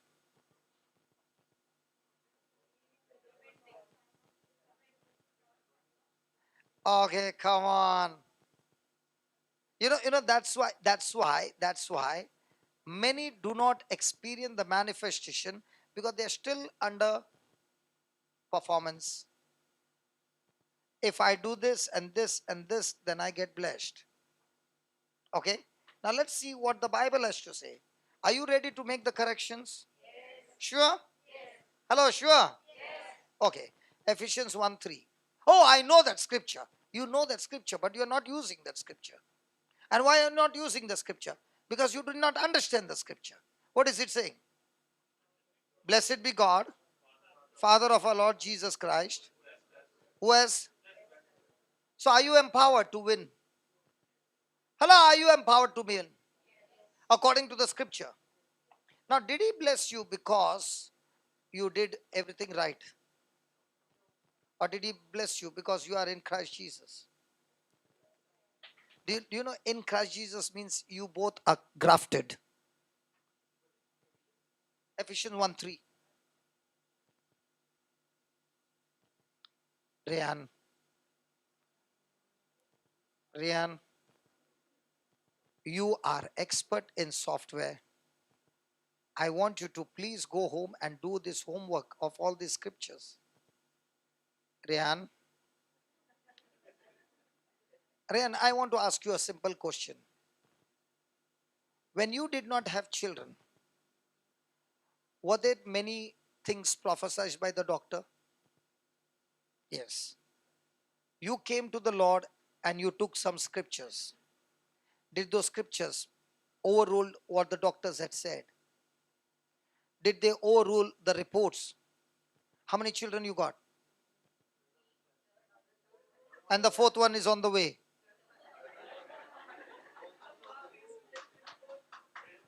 See, as long as he did not know the truth, he was stuck there. But as long as he did not know the truth, he was stuck there and accepted what the doctor said. But the moment he came to the Lord, what did he say? Because I believe in Jesus, I am a descendant of Abraham. And God said to Abraham, listen, I will bless you and your descendant. So because I'm a descendant of Abraham, I'm blessed to bring forth anointed children into this world. Come on. So it was the renewing of the mind, the believing that brings what? Joy and peace. And here the word of God says, blessed be God and Father of our Lord Jesus Christ, who has blessed us. I'm not blessed because I did 10 days fasting and praying. I'm blessed because what Jesus did for me on the cross. Whether I fasted or I did not fast, it doesn't matter. I'll give you a testimony which happened, and when I heard it, I was thrilled with that testimony. What happened is, this happened in a Protestant church, and this man came, this person who wanted to commit suicide, he got saved, and he had gone for a retreat, and he said, this pastor had told, what happened was, there was this lady who was all the time manifesting, okay, and she would come in the church and start manifesting and disturb the church. So the pastor got annoyed, and he said, let the congregation fast for 7 days and we will destroy this spirit. Okay? And everybody agreed, amen, amen. And on that day, after 1 week, everybody were assembled, and this lady came up on the stage and began to disturb. So the pastor began to open his mouth and started praying. And the evil spirit said, I'm not going. So the pastor said, you have to go. He said, the evil spirit said, I cannot go and I will not go because you are a liar. So the pastor stopped, and that spirit said, you made the whole congregation fast and you never fasted. And when you are a liar, I will not go. The pastor stuck to that and was frozen, because now the whole congregation knew he had not fasted. A 24-year-old boy who was listening to all this ran from his seat, grabbed the mic, and said, I don't care whether the pastor fasted or not. Jesus died for her, and you take orders from us and not we take orders from you. Now get out of her in Jesus' name. I told you, get out. The spirit left her and went. And the man and this person came and said to me, do you know this boy had not fasted?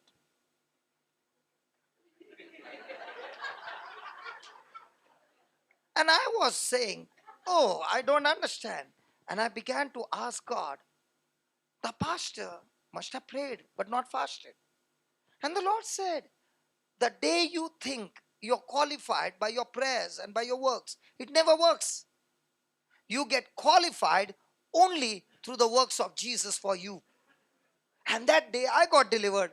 I began to say, that means Jesus, all I have to do is believe in your works rather than believing my works. He said, correct. If you get that thing right, everything will work for you.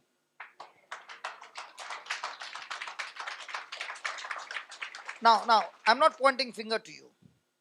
Let's say at 3 o'clock, you were supposed to make Divine Mercy prayer. And something came up and you could not make it. And you went at 4 o'clock. Now, will the Spirit not bash you up and say, hey, the time is gone? There's going to be so much of condemnation. Because when you try to qualify to do something for God, you are saying, because I did this, now I'm qualified. And God says, all our righteousness is filthy rags. We are only righteous through Jesus Christ, nothing else.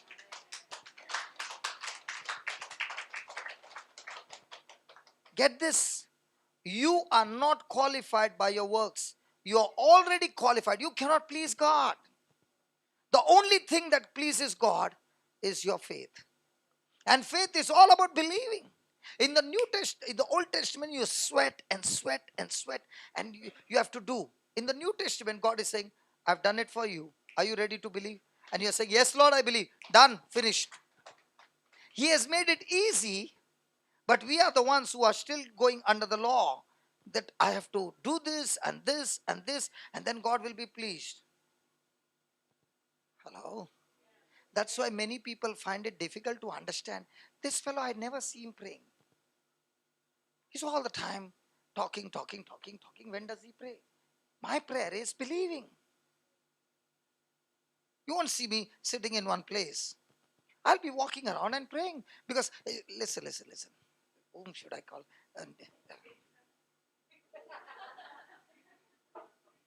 Okay, now, when you want to talk to her, you wait for a time, and then when that time clicks, then you say, come on, let's talk. Then you talk for 20 minutes, and then the talking is over. You'll keep on talking to each other, and you'll enjoy that relationship. What if she has to come every day to talk to you with a sheet of paper for 20 minutes, and 20 minutes of, what kind of relationship is that? A relationship is where every moment you're talking. She's working in her office, you're working in your office. Just a text message, thinking of you. Love you. Why? Am I talking nonsense? Christianity is my relationship with Jesus. Every moment, whether I'm in a mall or whether I'm in a graveyard or any place, I'm connected to Him. It's a relationship. God is not looking for people who can pray for 10 hours. He's looking for somebody who can have relationship with Him. And when you have relationship with Him, you don't get tired. When you're on the law, I have to, I met two ladies, every day they would say 50 Divine Mercy prayers. And when I met them, I said, oh my God, what if one day you finish 40? She said, we get so depressed. Okay, when the time is running out, how fast you'll go for the next 10? Yeah, very fast, because we have to complete, no? See, because they've been trained that way. They have been trained that way. I said, after all that 50, how many miracles do you do? They say, we don't know. That's why we are wondering, how come it's happening with you and not happening with mine? It's happening because of believing. Baba, if there is a, don't get angry and don't punch me, okay? You went to South India. Are you South Indian? Go, thank God. Acha. Tum Tamil Nadu gaya. The script is all like jalebi. Correct? And there are two toilets. There's no picture kept anywhere. Only written in jalebi. Hmm? Now, will you know which side to go? No. But from one toilet, a lady comes out. Will you go there? Sure. Or will you pray, Lord, this side, this side? Opposite side, correct? Because you're sure who you are. In the same,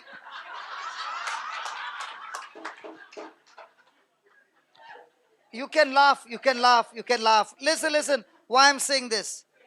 The day you are sure you are blessed, you will take that direction. That's what I want. Tell me, do you even doubt for a moment?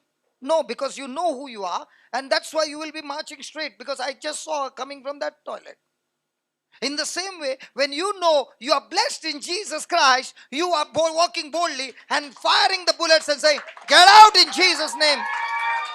Hallelujah. So when do you get blessed? By your works? And that's why it becomes a frustration. What's the frustration? I sweated for so many hours, and when I prayed, nothing happened. Because you're still believing that your works are going to get the job done. And in God's kingdom, nothing works through works. It all works through believing. In other words, you are saying that means when I believe, I must be passive. No, no, no. Because you're believing, now you're removing the gun and firing day and night. Because you believe that bullets are going to hit the target and get the victory, because you're victorious. How did you become victorious? I became victorious because Jesus won the battle for me on the cross. Hallelujah. So now that I'm blessed, what is the meaning? I'm empowered to win. I'm empowered that nothing should be broken, nothing should be missing in my life. I'm empowered to bring supernatural results in my life. How? Because He has blessed me with all. I like the word all spiritual blessings. Where? In heavenly places. In heavenly places in Christ. Okay. Let me explain to you this. In heavenly places. I have heard, I'm not sure, I've never gone. I have heard that when you pay some dirhams, you get one voucher book over here of different restaurants. Then you go there and give that voucher, you get something free. I don't know.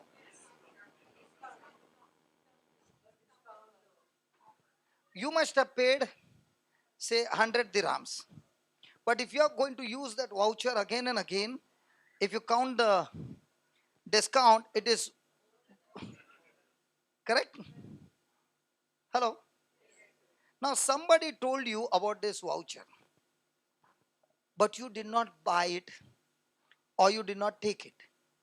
Now when you went to the restaurant, you said, hey, there is some voucher. No, my friend told me, give me discount. Milega kya? But when you took that voucher, you believed and you put it over there, and he looks at it and says, yeah, you received. Now you and I both went. You went with the voucher. I did not go with the voucher. I'm looking at you and saying, usko diya, mere ko bhi dena. Hat? Is that right? Jesus is saying, I've given you voucher of heaven, yaar. Kya thanda loge yaar? When you know the voucher that you have, and you see that sickness, they laga ke thappad, jana hi hai. You know, when I go to this countries, the white countries, you understand white? I go and tell them, I'm only little tanned.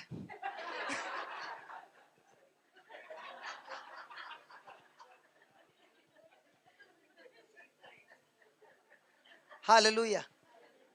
So when there is vertigo, has anybody seen me healing vertigo? Anybody has vertigo? Anybody has vertigo? Still there? Anybody else? Vertigo? Brother, can you, what are you going to do? Huh? Pray. You catch a head. No, listen. Why I'm saying, okay? When a person has got vertigo, there is imbalance in the liquid. They say in the ears, I can't see. So now you do the balancing. How you do? But when you're not human, her head. He's catching his head. Yeah.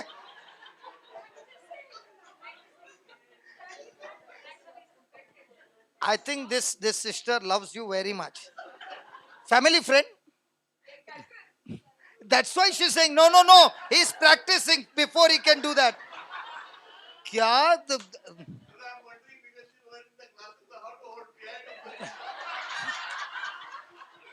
Okay.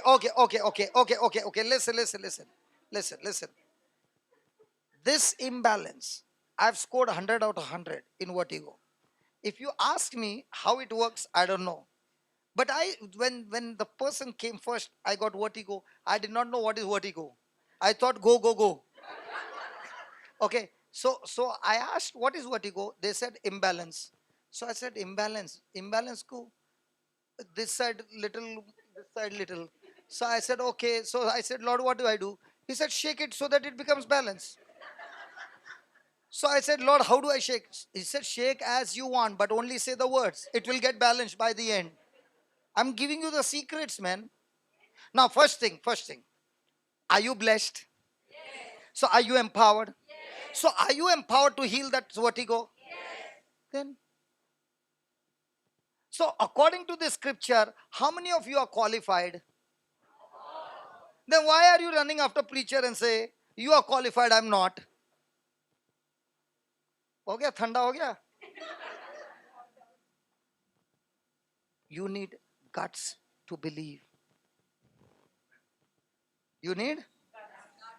And that guts will come only when you have a relationship with Jesus. The day you believe that he who has promised you is not a liar. Now you are no longer believing on your sense knowledge. You are living with the word knowledge. Take off your specs. Not you, brother. Is he, who is he?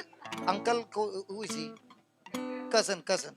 Why is he such a strong believer? Whatever I'm saying is following instruction quickly on himself. But I'm not telling him, I'm telling the lady. Amazing man. Instantly he's getting, yes sir, brother, tell me what I have to do. Solid believer, man. Yeah. Can you both stand please opposite to each other? Now listen. If you shake lightly, the lightly balance will happen. Shake as if you have to balance correctly. Fruit juice leta tabhi bottle ko hilata na. Hello. When you bring and it's in the fridge, do you serve like this or you shake? So shake and balance. Okay. But remember, not the shaking is important. The words. First thing, are you blessed? How do you know you're blessed? Because you prayed the whole day. Huh? Which word? If you say the number, nahi chalega. Hello? Give me the words. See, listen. Some people say, brother, I can't remember the numbers. Don't remember the numbers, but at least remember the words. If you say Ephesians 1:3, get out. Nahi chalega. You don't remember Ephesians 1:3, but you remember, blessed be God and our Father of our Lord Jesus Christ, who will bless us.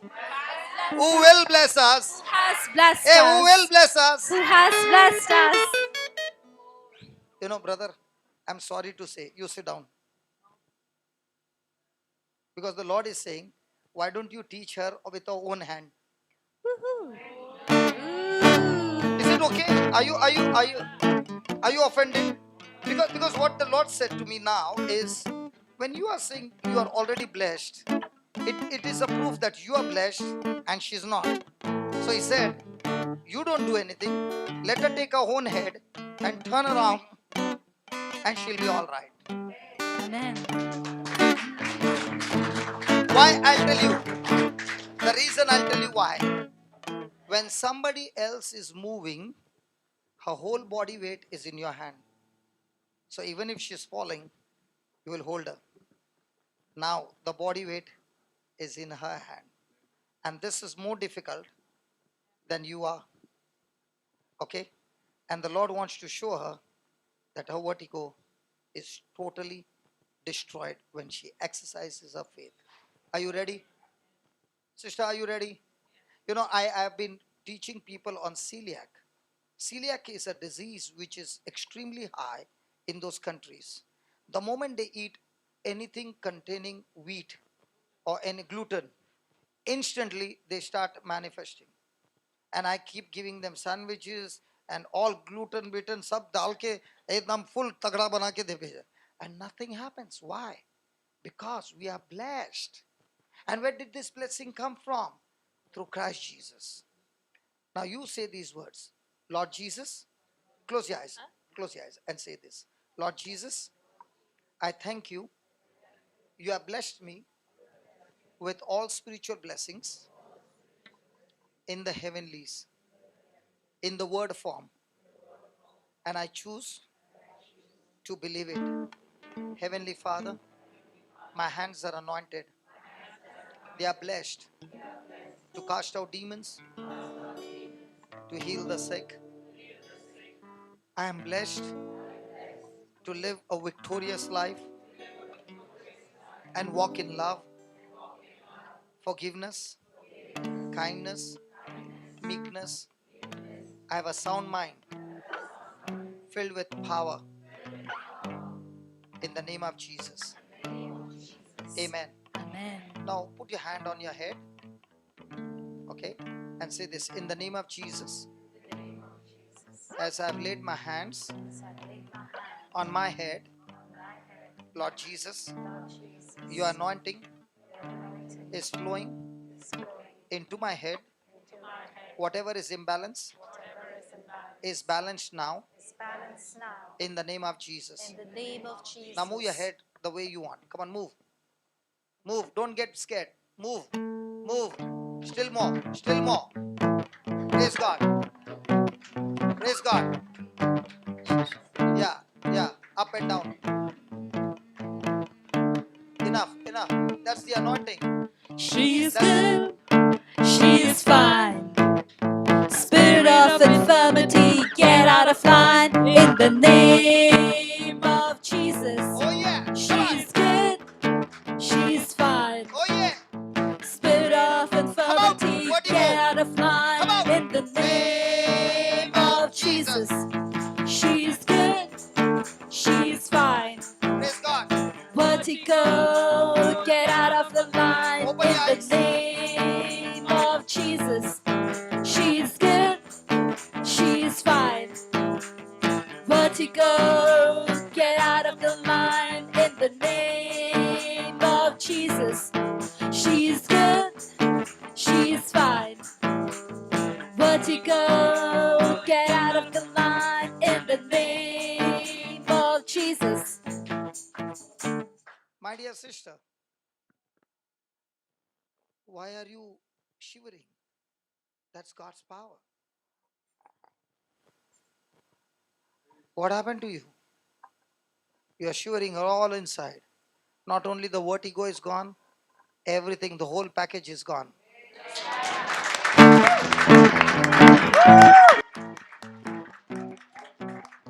Now, with what you did, a person with vertigo will be flat on the floor. The person will be on merry-go-round. How many years you suffered? 15, 16 days. 15, 16 years. Can you turn around and just show them how you are smiling?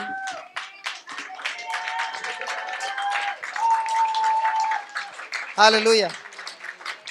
Sit down, sit down, sit down. Doctor, can you please stand? Are you ready to get the same anointing? Are you suffering from vertigo?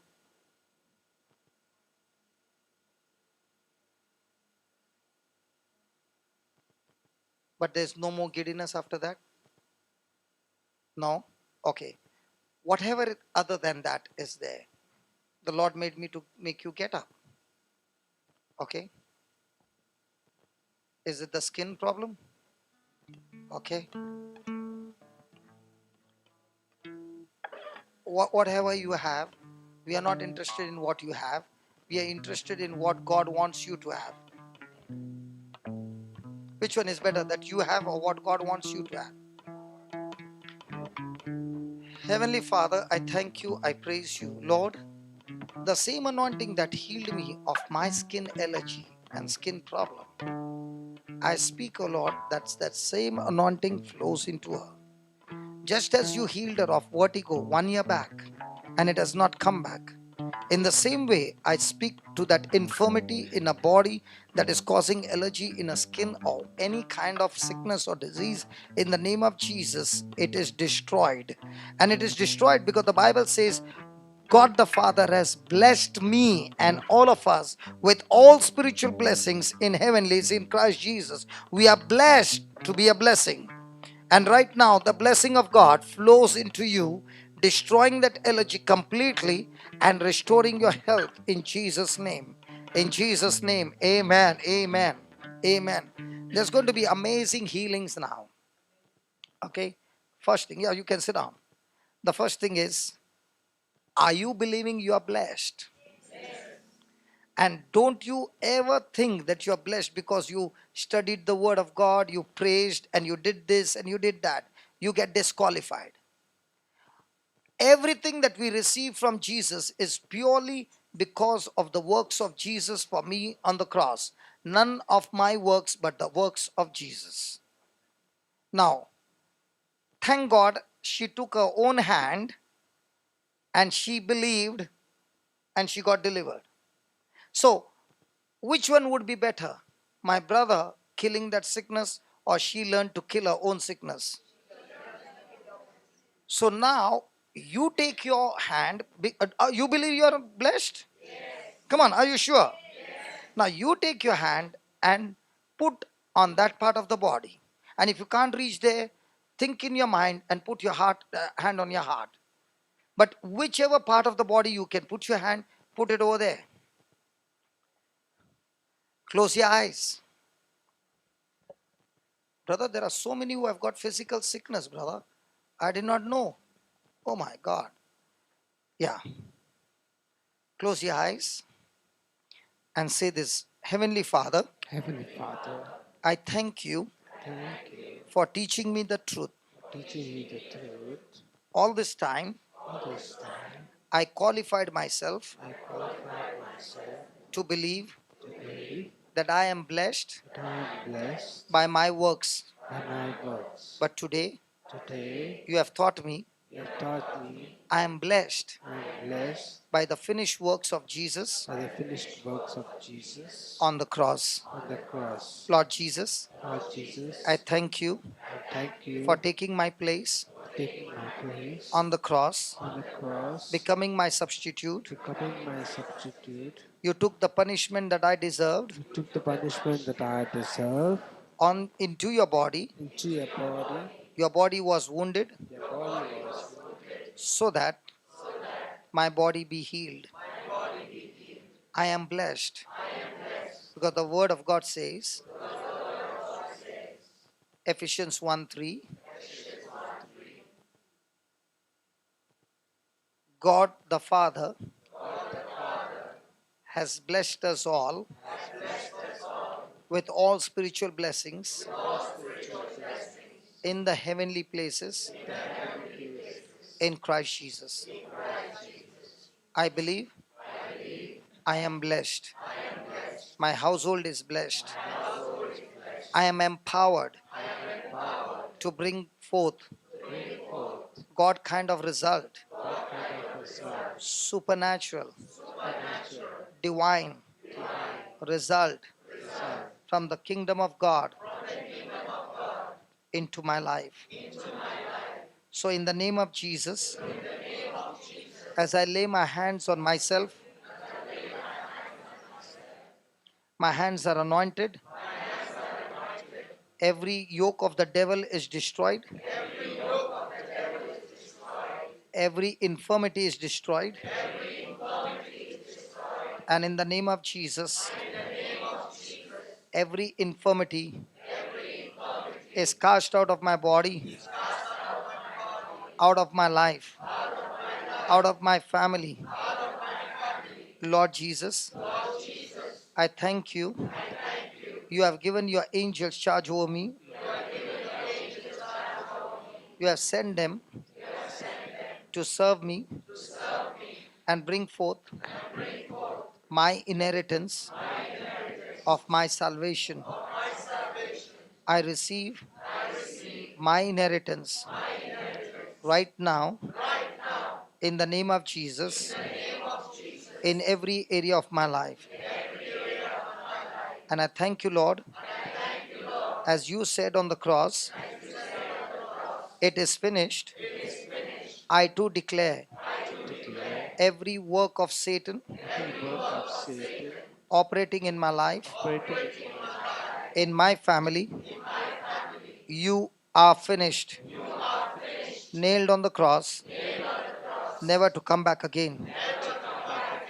I receive complete recovery, complete restoration, new things produced, created in my body, in my life, in my family. Angels, I thank you for bringing forth my inheritance. And now, by faith, just like the words of Joel, I too proclaim, I am strong, I am good, I am powerful, I am anointed, I am set free, I am blessed, nothing broken, nothing missing in my life. In the name of Jesus. Let's take that song. Keep your eyes closed. Don't get distracted. Just take that song. I'm good. Come on, come on. Close your eyes, concentrate, and say these words. I'm good, I'm fine. Spirit of infirmity, get out of line in the name of Jesus. I'm good, I'm fine. Spirit of infirmity, get out of line in the name of Jesus. I'm good, I'm fine. Spirit of infirmity, get out of line in the name of Jesus. Come on. I'm good, Oh, yeah. I'm fine. Oh, yes. Spirit of infirmity, get out of line in the name of Jesus. Concentrate. I'm good, I'm fine. Spirit of infirmity, get out of line in the name of Jesus. Come on, say it. I'm good, Oh, yeah. I'm fine. Oh, yeah. Spirit of infirmity, get out of line in the name of Jesus. I'm good. I'm good, I'm fine. Spirit of infirmity, get off line in the name of Jesus. I'm good, I'm fine. Yeah. Spirit of infirmity, get out of line in the name of Jesus. I'm good, I'm fine. Spirit of infirmity, get get out of line in the name of Jesus. I'm strong, I'm powerful. Spirit of infirmity, get out of line in the name of Jesus. I'm strong. I'm strong, I'm I'm powerful. powerful. Spirit of infirmity, get out of line in the name of Jesus. I'm strong. I'm strong, I'm powerful. I'm powerful. Spirit of infirmity, get out of line in the name of Jesus. I'm strong, I'm powerful. Spirit of infirmity, get out of line in the name Come on, of speak your Jesus. faith. I'm strong, I'm powerful. Spirit mind, get out of line in the name of Jesus. I'm good, I'm powerful. Mind, get in line in the name of Jesus. I'm strong, I'm powerful. Mine. Mind, get in line in the name of Jesus. I'm strong, I'm powerful. I'm powerful. Mine. Get in line. Mind, get in line in the name of Jesus. I'm strong. I'm strong, I'm powerful. I'm powerful. Mine. Get in line. Mind, get in line in the name of Jesus. I'm good, I'm fine. Spirit of infirmity, get out of line in the name of Jesus. I'm good, I'm fine. Spirit of infirmity, get out of line in the name of Jesus. I'm good, I'm fine. Spirit of infirmity, get out of line in the name of Jesus. I'm blessed, I'm victorious. Spirit of infirmity, get out of line in the name of Jesus. I'm blessed. I'm blessed, I'm victorious. Spirit of infirmity, get out of line in the name of Jesus. Come on, I'm blessed. I'm blessed, I'm victorious. I'm victorious. Spirit of infirmity, Come on, get out, of get out, line get out, in get the out. name of Jesus. I'm blessed. I'm blessed, I'm victorious. I'm victorious. Spirit of infirmity, get out of line in the name of Jesus. I'm blessed. I'm blessed, I'm victorious. I'm victorious. Spirit of infirmity, get out of line in the name of Jesus. I'm healed, I'm whole. Spirit of infirmity, get out of line in the name of Jesus. I'm healed. I'm healed, I'm whole. I'm whole. Come on. Spirit of infirmity, get out of line in the name of Jesus. I'm healed, I'm whole. I'm delivered. Spirit of infirmity. Spirit of infirmity, get out of line in the name of Jesus. I'm healed, I'm whole. I'm whole. Come on, believe what you're saying. Spirit of infirmity, get out of line in the name of Jesus. I'm healed. I'm healed, I'm whole. I'm whole. Spirit of infirmity. Spirit of infirmity, get out of line in the name of Jesus. I'm healed, I'm delivered. Spirit of infirmity, get out of line in the name of Jesus. I'm healed. I'm healed and delivered. Spirit of infirmity, get out of line in the name of Jesus. I'm healed. I'm healed I'm delivered. and delivered. Come on, the chains are broken. Spirit of infirmity, get out of line in the name of Jesus. The shackles are I'm broken. healed Hey, the shackles and are broken. delivered. The chains are broken. Spirit of infirmity, Oh. get out of line in the name of Jesus. I'm healed. I'm healed, I'm delivered. I'm delivered. Come on. Spirit of infirmity, get off line in the name of Jesus. I'm healed. I'm healed. I'm delivered. I'm delivered.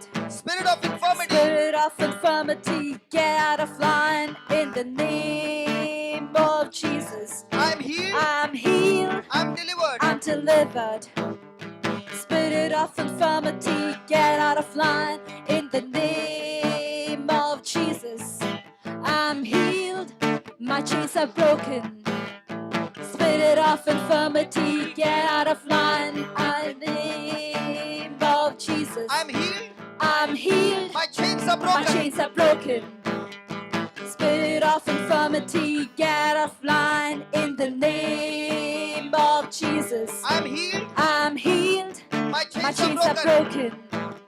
Spirit of infirmity, get out of line in the name of Jesus. I'm healed. I'm healed. My chains are I'm broken. fine. Spirit of infirmity, get out of line in the name of Jesus. I'm healed. I'm healed. My chains My are chains broken. are broken. Spirit of infirmity, get out of line in the name of Jesus. Hallelujah. I'm healed, full of love. Spirit of infirmity, get out of line in the name of Jesus. I'm healed, full of love. Spirit of infirmity, get out of line in the name of Jesus. I'm healed. I'm healed, I'm full of full love. of love. Spirit of infirmity, get out of line in the name of Jesus. I'm healed. I'm healed, I'm full of full love. of love. Spirit of infirmity, get out of line in the name of Jesus. I'm healed, I'm joy. Spirit of infirmity, get out of line in the name The fire is here. The of fire of God Jesus. is here. Come on. I'm healed, I'm healed. I'm full of joy. Full of joy. Spirit of infirmity, get out of line in the name Come on, of joyful people, Jesus. stand and sing. I'm healed. Come on, joyful people, I am let's stand and blessed. sing. Spirit of infirmity, get out of line in the name of Jesus. I'm healed. Come on. I'm whole. Spirit of infirmity, get out of line in the name of Jesus. I'm healed. I'm healed. I'm whole. I'm whole. Spirit of infirmity, get out of line in the name of Blessed. Jesus. I'm healed. I'm blessed. I'm blessed. I'm blessed. Spirit of infirmity, get out of line in the name I'm blessed. I'm whole. of Jesus. I'm blessed. I'm blessed. I'm whole. I'm Come on. whole. Come on. Spirit of infirmity, get out of line in the name of Jesus. I'm blessed. I'm blessed. I'm whole. I'm whole. Come on. Spirit of infirmity, get out of line in the name of Jesus. I'm blessed. I'm victorious. Spirit of infirmity, get out of line in the name of Jesus. I'm blessed. I'm victorious. Spirit of infirmity, get out of line in the name of Jesus. I'm blessed. I'm blessed. I'm victorious. I'm victorious. I am blessed. I'm blessed. I'm victorious. I'm victorious. I'm blessed. I'm victorious. Come on. I'm blessed. Come on. I'm victorious. Come on. I'm blessed. I am whole. I'm whole. I am blessed. I'm whole. I'm whole. I'm blessed. I'm blessed. Nothing broken. Nothing broken. I'm blessed. I'm blessed. Nothing broken. Nothing broken. I'm blessed. I'm blessed. Nothing missing. Nothing missing. I'm blessed. I'm blessed. I am anointed. I'm anointed. I am blessed. I'm blessed. Highly favored. Highly favored. I am blessed. I'm blessed. Highly favored. Highly favored. I am blessed. I'm blessed. Highly favored. Highly favored. I am blessed. I'm blessed. I am anointed. I'm anointed. I am blessed. I'm blessed.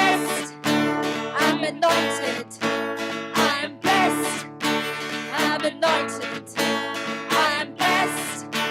I'm victorious. I am blessed. Oh yeah. I am new. Oh yeah. I am blessed. Let the weak say Full I'm of strong. joy. Come on. Let the I am poor say blessed. I'm rich. Full I'm of rich. love. I'm prosperous. I'm blessed. I am healed. I am blessed. I'm I prosperous. am prosperous. I am blessed. I'm delivered. I am blessed. I'm healthy. I am healthy. I am blessed. I'm set I free. am set free. I am blessed. I'm set free. I am set free. I am blessed. I am set free. Oh yeah. I am blessed. Oh yeah, I'm yeah, set yeah. I'm blessed. I'm set free. I'm set free. I'm blessed. I'm set free. I'm set free. I'm blessed. I'm set free. I'm blessed. I'm set free. I'm blessed. Hallelujah. Hallelujah. Hallelujah. Hallelujah. The angels are coming. Hallelujah. The angels are here. Hallelujah. The angels are here. Hallelujah. The angels are here. Receive your inheritance. Hallelujah. Receive your inheritance. Hallelujah. Receive. Hallelujah. Hallelujah. Come on, receive your freedom. Hallelujah. Hallelujah. Hallelujah. Hallelujah. Hallelujah. Hallelujah. Hallelujah. Hallelujah. Hallelujah. Hallelujah. Hallelujah. Praise the Lord. Hallelujah. Lord. Hallelujah, Thank you, Lord. Jesus. Thank you, Jesus. Thank you, Jesus. Thank you, Jesus. Thank you, Jesus. Now. How many of you experienced the physical healing? Come on, please stand up. There are many. There are many. There are many. I know and I know. There are many. Still more. Come on, stand up. All those who received your physical healing today. There are many. There are still more. Don't feel shy. Come on, stand up. Those who received the physical healing, please stand up. Come on, there are still more. Come on, there are still more. There are still more. Yeah, just 1 minute. Only tell us what did you get healed of? And I know they are healed. I felt solid power running through my knees and I felt completely free. Yeah. My neck was paining and my whole back was paining. I'm feeling loose, and I seen the rain falling and one drop on me.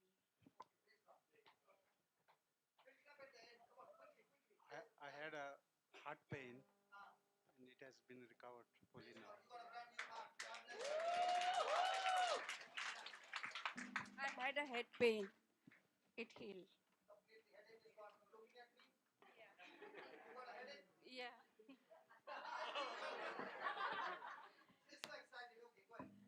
Praise the Lord. I got a back pain actually, and now I've been relaxed, set free.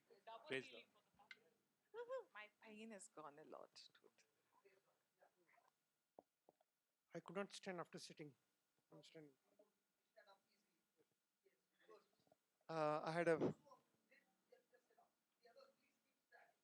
I had a back pain and my eyes were sketching that it had been healed.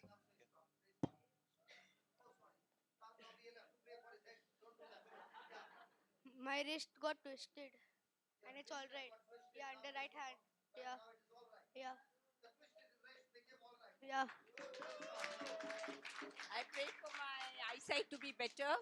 I prayed for my eyesight to be better. And I believe that it is okay. When I started,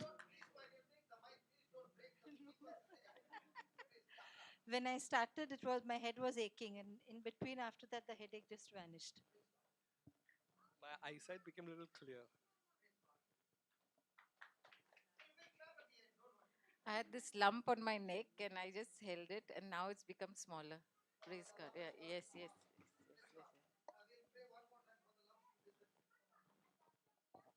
I had a frozen shoulder and it's gone forever. Praise God. My gum was hurting and I feel there's no pain now. I was having neck pain, so my neck pain is gone.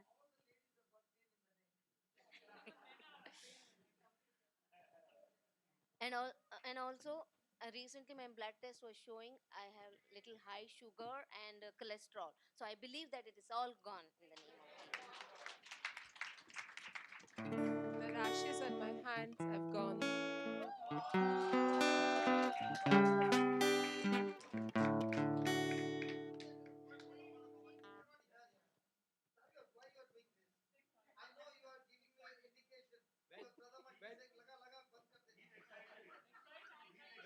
When Savio plays the guitar, evil spirits depart.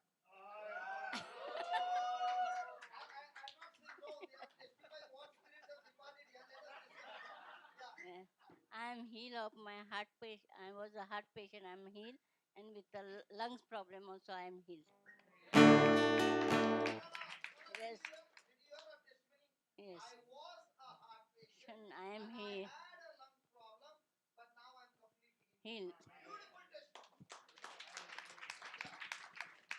My stomach had a problem since morning, but I feel that everything is gone. Praise God. I'm healed from vertigo, brother. Thank God for all that. And I'm a heart patient, but I believe that I am healed. The blockages are all gone. Thank you.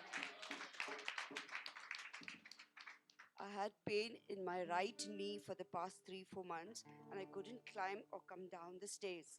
So now the pain is gone. The nerve that was clicking inside, that is gone.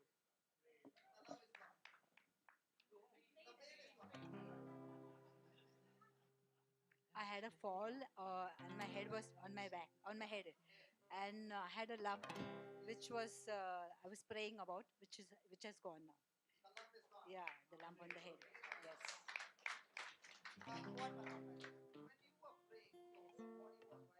Yes. So I just felt the heat on my head, and the whole body was like electrocuted, like from top to down. I came with the knee pain in that my right leg. Once I'm praying, my souls went in my father's house. There is a one tree, as a full of flowers, a pink flower. On that flower, when I see the power is gone on my right leg, the pain, everything. Praise God. I had a back pain for many months now, but now literally.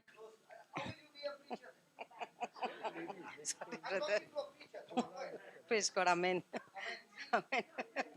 Yes, I had a back pain for many severe months now, but I literally felt the heat flowing, and now completely I couldn't sit properly, couldn't stand, couldn't kneel.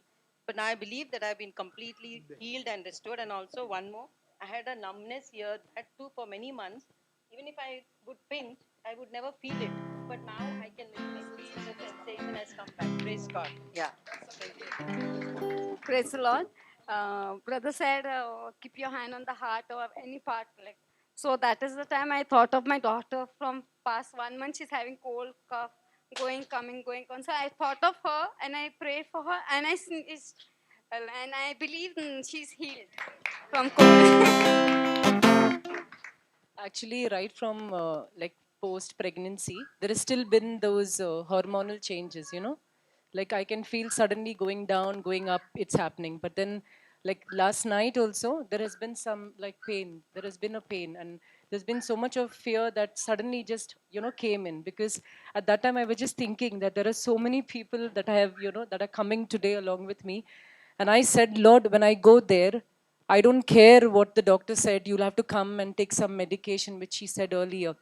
But I believe that I'm going to have the guts today to believe that every hormonal disturbance, what you say?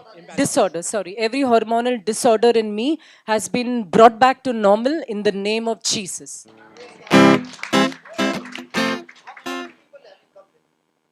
From 10, 8 are come.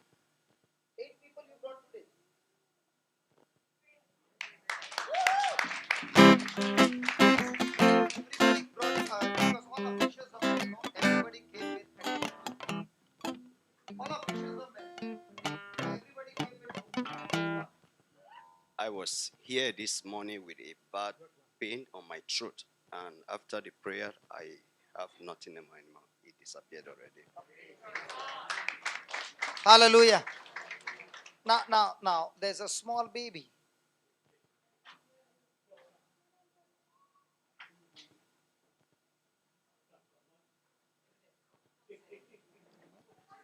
Giselle.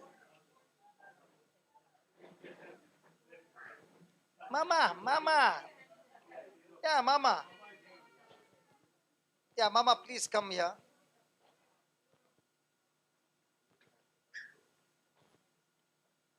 Praise God. Come.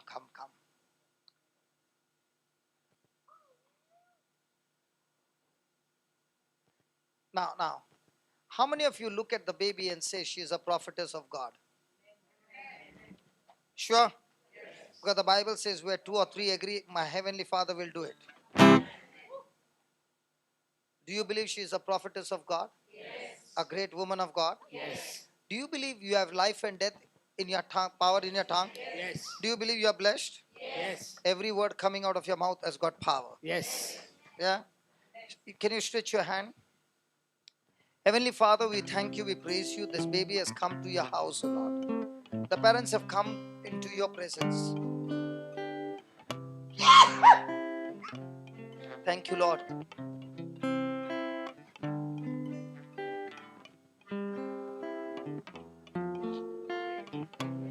Heavenly Father, we thank you that even before we started to pray, your Spirit has started a great work in her. Lord, you are the God full of compassion and mercy and love. And you have authorized us, you have given us the power to move mountains. As we stretch our hand, O Lord, we speak to every spirit of infirmity that has been operating in our life, that has caused malfunction in our mind, in our brain, in any organ, in any tissue. You spirit of infirmity, I bind you. I curse you like Jesus cursed the fig tree and it died from the root. I rebuke you and I cast you out of a body in the name of Jesus. Lord, as we have stretched our hand, we speak, O Lord, your anointing.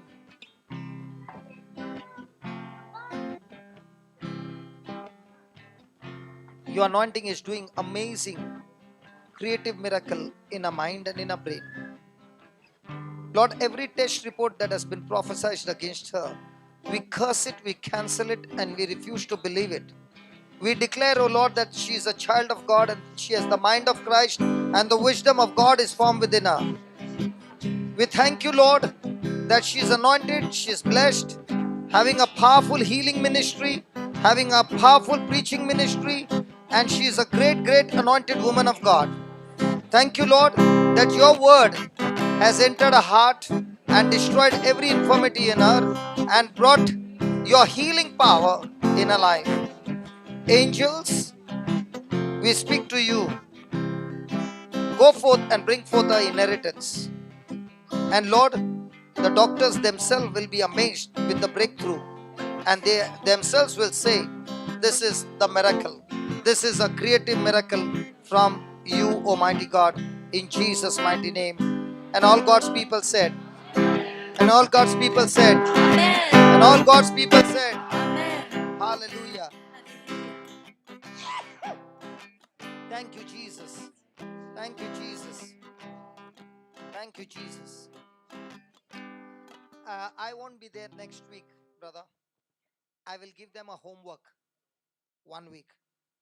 Next week, same time, they will come and share with you the great miracle that the Lord has done for 7 days. 7 days from now, I'll give you some homework.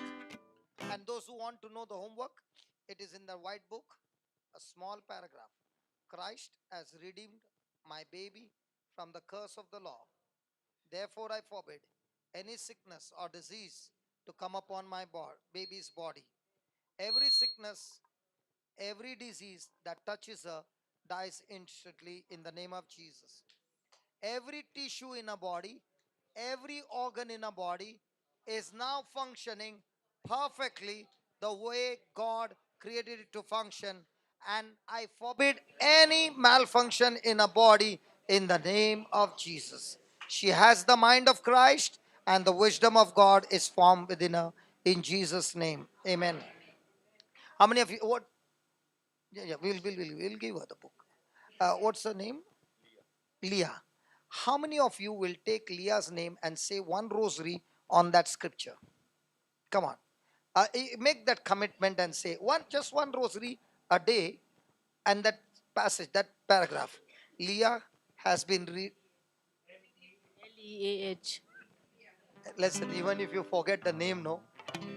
Your video is with this baby. Can you expand it? Like Leah, other children around the world, also include them.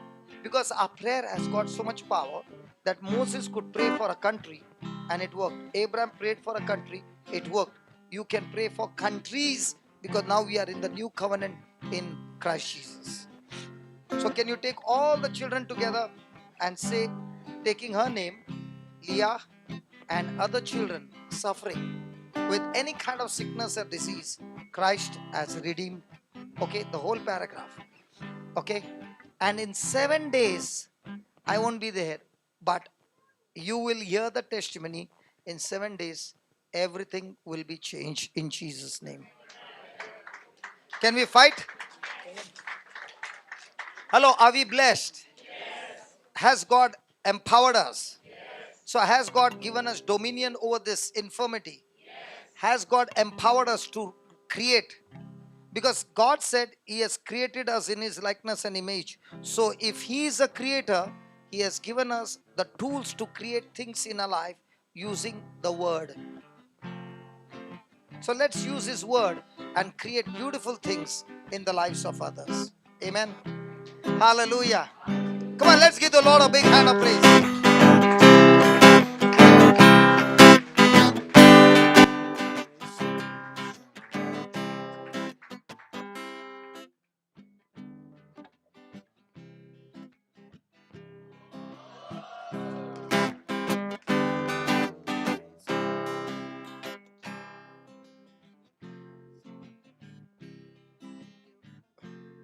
You know one thing before I go to the JCILM, okay? There's a sister by the name Marina, okay? I will tell her to put a number on the videos, a number. Whenever you want any kind of video for any kind of sickness, just send one WhatsApp message, and I'll tell you, even at night, 2 o'clock, 3 o'clock, she'll respond and send you the video. Please don't get people and say pray over them. No, no, no. Now you are empowered. Give them the list of links, and if they are not watching it, you go to their house, sit with them, and ask them, let's listen to the word of God together. There are amazing videos of organs being recreated, amazing videos. And I'm just saying, brother, every day I would preach, and I would come at 1 o'clock, 2 o'clock, and then upload the video. By the time I would go to sleep and I would get up, she's working in a government office, okay, central government. But before she could go to the work, she'll check the videos, and I'll just give her information which track has got. She will take those videos, do the editing, and by morning 6 o'clock, when in Ireland people are got up, they have the morning good news on their mobile that she has done the editing and all that. You know what she said? Brother, before you can get out of Ireland, I'll finish everything. She did the video editing of all those videos, and they are uploaded. Somebody has worked hard so that you can be blessed. Go on those videos, click those, check Ireland, April, May, healing videos or teaching videos. They are all there. And when you are watching it, listen to the teaching, listen to the prayer, write it down, go to somebody who is sick, teach the same thing, pray the same words, it will work. God has given us this gift. He has empowered us. Jesus has empowered us. There are people who are dying, people who are suffering, and God is looking at you and me and He's saying, can you be that fisher of men? Come on. And I'll tell you, the day when you start going and you see the mother coming back out of the jaws of death and the children hugging, I'll tell you, that's the best gift you can ever get. To see somebody's life change. I'll tell you, all the dirhams in the world cannot give you that joy. Why is this man giving his house? There is that passion, that commitment. I don't see people opening their house that you can go to the bedroom, you can go to any room, and but yet there are so many hardships. Father, we thank you for our precious brother Vijay, our precious sister Teju, Rohit, the sons and daughters and the whole household, oh Lord, the mom, everyone. Lord, through this family, so many families around the world are blessed. The prisoners, the broken, the orphanage, so many, so many. And this is just the beginning, O Lord, of so much more to come. Father, meet all their needs. Let there be no lack. Whatever resources they need, O Lord, let it be manifested in their life. So that from this home, which is the war house, war is declared around the world and lives are being changed and transformed. Lord, looking at such kind of people, O Lord, let us not be selfish to come and take the benefits and go and enjoy the benefits and never step out to go and be a blessing to others. Such kind of a life is a curse according to the word of God. Lord, it is our own choices that we make.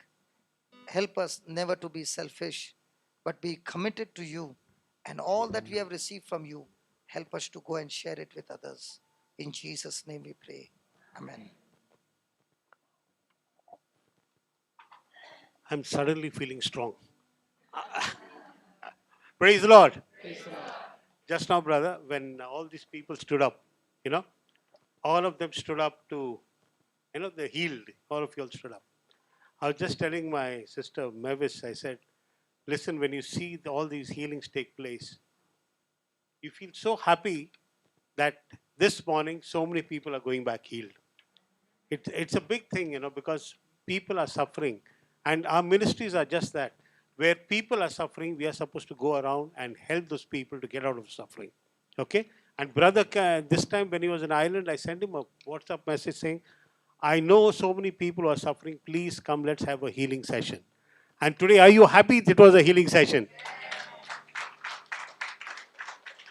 We praise God for this brother of ours, who's today in a jacket. He was in a full sleeve jacket. Actually, when they came, we just clipped off the sides. Well, love this brother of mine, and he's been coming here for how many years now? Jackie, God bless you. Thank you, Jackie. There. Jackie was the one who brought him here, and it's nearly 4 years now. 4 years. I think so, 4 years since you're coming every Friday. 3 or 4? 3 years, huh? Okay. 3 years. All right. Used to tell you. Next month I'm coming for 6 days. Praise God. So, those of you who need to meet him as well, we got to counseling as such, and also please, he's got time next time. That is in June. What are the dates? As soon as I finish the Sunday, first Sunday, the following Monday I'll be here. For 6 days, no? 6 days, okay. So we'll have more sessions also in the evenings, so we can cope up with that. Brother, they say you are married? For how many years, brother? 30 years. 30 years. And people should listen to this. His wife was one person who stood by him in the most terrible phase of his life. Tell me. They all know my story. No. That part of it where you had a problem. How you take it to the church, from church. Come. Huh, from which story you are telling?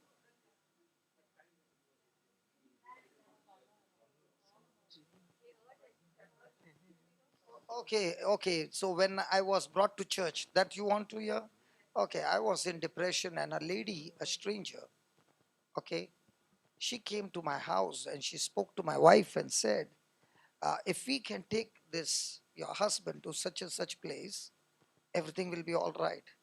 And she said, I do not know this place. So she said, I'll come along with you. And she picked me up and took me to church. And I made a racket in that retreat house. I beat up people. Within 5 minutes, I was thrown out of the center. I nearly choked a girl who came to counsel me to death. Okay. So, as I told you, I was a terror at that time. And with the evil spirit, I became more terror. So, I was put outside the gate, and now my wife did not know what to do. And that's the time another person came and took me to Chembur, the 12th crossroad, where I was taken there. And at that time, I used to do this way because something had happened in me. That is not how I was. And Father Jose prayed over me and said to my wife, take him home, he's healed. Now, she can see that there is absolutely zero change. But on the rickshaw, when she was taking me back, she kept saying, you are healed. And she must have said about 100 times. Now, she did not know the principles of faith that time, but it is the hand of God, the Spirit of God, who put in her heart to keep saying that I am healed. The next morning, she began to teach the children, and they came and said, Dad, you are healed. Dad, you are healed. So I would hear this word at least 200, 300 times a day. And it continued, but there was no change in the symptoms. Everything was the same. But on the fifth day, I could remember my wife's name. And I called out her name. And then she called out the children and said, who are these? And I said, these are our children. What are their names? And I could give her names, give their names. And then she asked me, what's your name? I could remember my name after such a long time. And then began my journey. And as soon as that happened, this thing, what was shaking, completely stopped. And then my journey began. So I saw, even when I would attack her and I would take a knife to kill her, she would have the rosary in her hand and she would say, this is a line, you cannot come. And she would keep the children behind. The children would be terrorized. And she would start the I believe. And when she would start the I believe, I would fall. I could not cross the line. So I thank God that she had no help, spiritual help, but with all that she had a relationship. She's a very, very close person with Mother Mary, okay? So that relationship that she had, and she would hold a rosary. And, when I would be in business and the money was coming and I would see her with a prayer book, the prayer book would go out of the window. Okay, so she would pray, but she had to pray when I'm not there. Okay, but she did not quit. She got me out of the claws of Satan, and here I'm standing before you. Praise God. Praise God. Hallelujah. Only thing that I have sadness in my heart is that my mom prayed all her life for my conversion. So it's my mom who could not see, but dad saw. And even though dad saw, he only believed after 13 years. After 13 years, he believed that I'd changed. It took him 13 years to believe after my change because he knows the kind of person I was. And it was only when he came to New Creation Home and there people said, they gave testimonies after testimonies. That's when my dad wept. And he was praying for 13 years that my ministry should shut down and I come back into business, a family business. Okay. So, I'm a workaholic. I like to work. And a father would always want his son to work with him, isn't it? But when I said, I don't want property, I don't want anything, I just want to go. So he even told me, see, listen, I'm going to make a decision. And if you're not there, then I'll have to give everything to your brother. And I said, you can go ahead and give everything to brother. No problem. My sister said the same. So the wedding hall was given to my brother. We never had a fight in the family for property. That's the beautiful part that happened in our life, that we don't fight for property, we fight for love. Praise God. Praise the Lord. I happened to meet Your wife, brother. Because of her, we got you here, and because of you, my life has changed a lot. Praise God. Amen. Well, I met his beautiful wife. and 2 daughters as well. Okay. Last time we were in Bangalore. That was about 2 years ago. 2 years ago, we had gone to attend a wedding, and all of us, Brother Noel, Sister Judy, and he and his wife, we had gone across to a club. What club was that, brother? Mangalore Club. Mangalore Club. We had gone for lunch there, and then everything that he told about his wife came live because she has sacrificed so much for him. And because of her sacrifices, because of his mother's prayers, today he's going around the world, just changing the world for the Lord. Amen. Yes. Prayers don't go wasted. Yes. Brother, your life is more like St. Augustine. Okay? The mother kept on praying and he changed around. He went to write the doctrine of the church. Fantastic. Praise God. Hallelujah. Hallelujah. Anyway, why I'm telling you all this is that we should continue praying for our dear brother, because there are Satan's attacks on him. There are Satan's attacks on him because the evil one is not happy that he is going around and touching lives. You try to understand. And our prayers can hold him stronger. He is praying, but our prayers can hold him stronger. Every time I keep saying is, pray for him, pray for him. Okay? Today we're going to celebrate the wedding anniversary. Brothers completed 30 golden years. Yeah. And what a wonderful time. It is definitely sad that he was away. And if you've seen that video, that day he was crying when he remembered his wife. And Brother Anthony called up and he told me, "Hey, it's brother's wedding anniversary." Then I said, send a message out around immediately and let's pray. And here comes the cake. We want you to first, let's all stretch out our hands as we pray.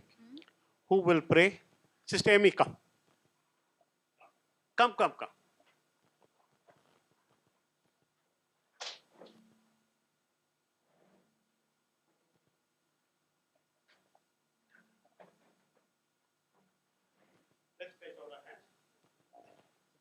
Oh, most sweet Jesus, I thank you, Lord, for giving us Brother Johnson, who changed our lives, our families, and everything we owe to him, Lord. It is because he worked through you, Lord Jesus, in our lives to bring you closer to us, my Lord, to bless us, my Lord, spiritually, my Lord.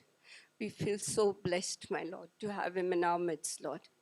We ask you, Lord, to bless him, his wife, his daughter, and their entire family, their entire household, my Lord. Bless them every moment of their lives, my Lord, because he's changing the people around him, Lord Jesus. Changing everyone's lives, my Lord, as you are using him in a mighty way, Lord. We ask you, Lord, to bless him always and give us, my Lord, the inspiration to be there for all his programs, my Lord, his retreats, his talks, so that we will grow and spread your word, my Lord, to the people around us as he has taught us to do, Lord Jesus. Give us that grace, my Lord, to work hard, my Lord Jesus, to change the lives of people, my Lord, because it is our duty, my Lord, to put forward whatever we learn over here, Lord Jesus. We ask you, Lord, to bless our brother Vijay, to Lord Jesus, who celebrates every occasion for us, my Lord, making us feel so blessed, my Lord Jesus, as he has blessed each and every one of us, my Lord Jesus, with this place to come and worship and to praise and glorify your name, Lord. We praise you, Jesus. Thank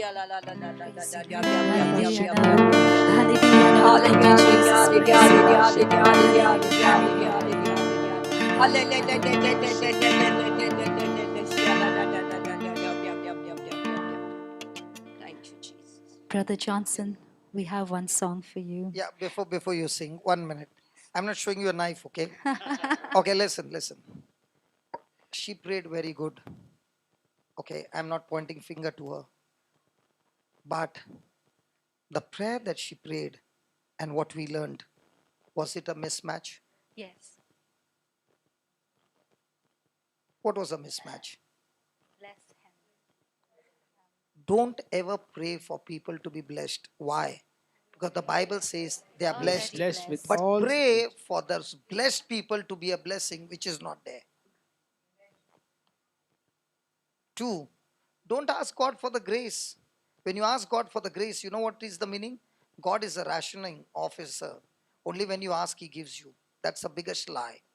God's grace multiplies through the knowledge of God. His grace is always open. My brother is never praying to the electric boards, give me electric current. He can use as much as you want, but he has to pay the bill. In the same way, when you use the grace of God, the bills are paid by Jesus through His precious blood. Please let our prayers change according to the truth. I'm not pointing finger to you, but we are here to learn. I thank God this is a place of correction. Yes. So always pray, Lord, I thank you. According to Ephesians 1:3, you have blessed this person. But I pray, Lord, that every member of his family and generations to come will be a blessing. Like Joshua and his household were blessed. Okay? Then, Lord, you have given abundant grace. This brother is not wasting that grace, laboring day and night. I pray, Lord, that every member of his family, his daughters, son-in-laws, children that are going to come, generations, they will never allow that grace to go wasted, which you have given in abundance, that they will labor to use that grace so that more and more souls are saved. You know, when you pray, Lord, give us the grace, you know what is the meaning? God is stopping the grace. Now that you said, He'll open the grace. No, His grace is available. We are the ones who are not using the grace, and the grace goes wasted. I'm sorry, but we all learn. Okay? Is it right? Very true. Because we have the traditional prayers. Come on, let the truth take us from glory to glory. Amen. And once you understand that the grace is in abundance, now you can use the electric power as much as you want. Nobody's going to question you. But the bills that have to be paid has to be paid by you. But when you use grace of God day and night, His promises, He's more than enjoying, because that grace is bringing deliverance to so many people around the world. Okay? Praise God. Praise God. Well, Johnson, Okay, this let's song have this is song. This song is dedicated for Janice from you, for a beautiful warrior, Janice.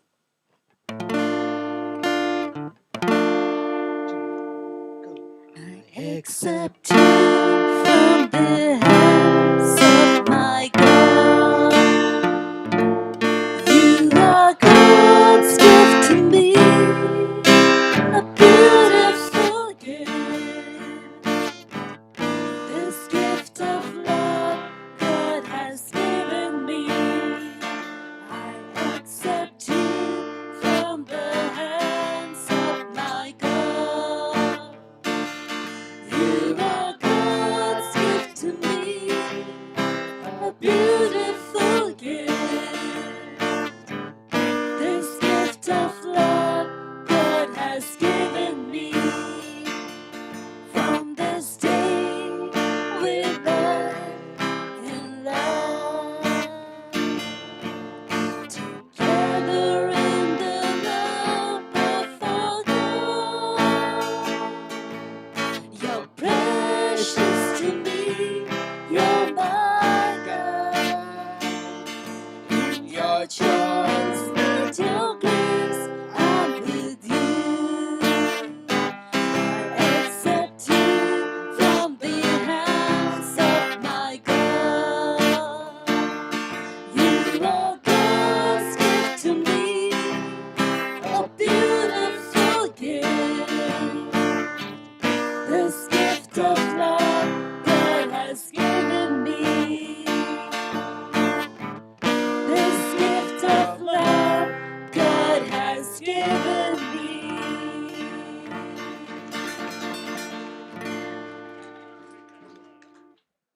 He's promised that he'll go and sing this song for her when he God. meets her, okay?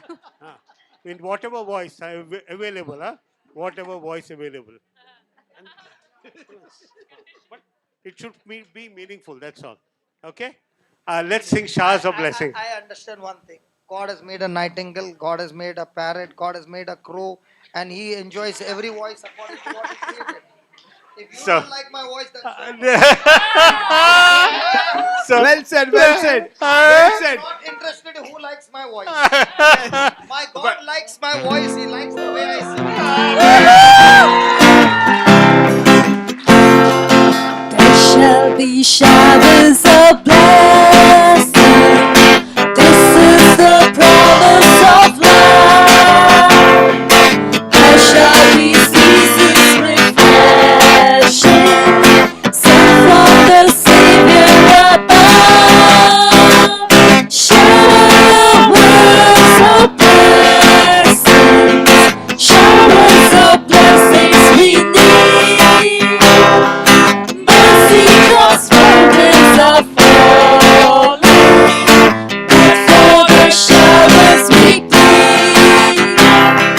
There shall be showers of blessing. This is the promise of love. There shall be seasons refreshing, sent from the Savior above. Showers of blessings, showers of blessings we need. Mercy drops fountains are falling, but for the showers we plead. But for the showers we plead.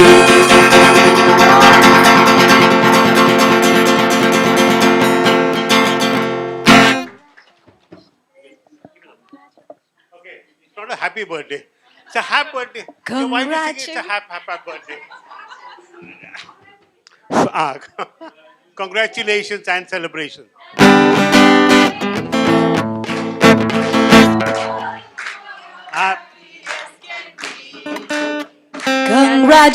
Congratulations and celebrations. I want the world to know I'm happy as can be. Congratulations, congratulations. I want the world to know I'm happy as can be. Who could believe that I could be highly contented?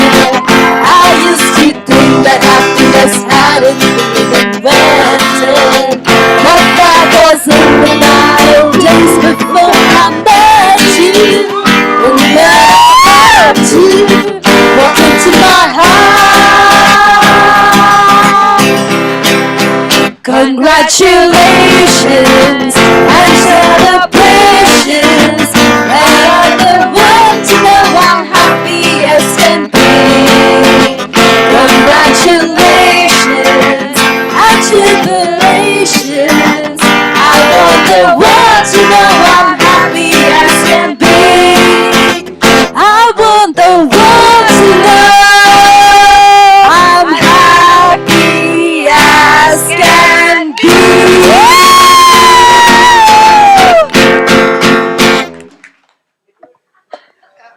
Isn't the spiritual family much blessed than the bloodline? Because when we were born, were born from the bloodline of the womb of the mother. But now we are born from the womb of the Father. And that's why when we are born from the mother's womb, we have a carnal mind. When we are born from the Father's womb, we have the spirit mind. And that's why the bloodline, the spirit line, all line, every line, blessed with full of love. Praise God. Praise God. Praise God. So after lunch, we are meeting again? Only you and me. Okay. One final. I'm really grateful to our dear sister Joyce for the lunch that is being. Sunday I can come, Sunday. Sunday you're here? Yeah, in the evening I can come. But you're going tomorrow, no? No, I'm going on Sunday, but I'm going on Sunday night. Welcome. Huh? Welcome. Sunday, can I come?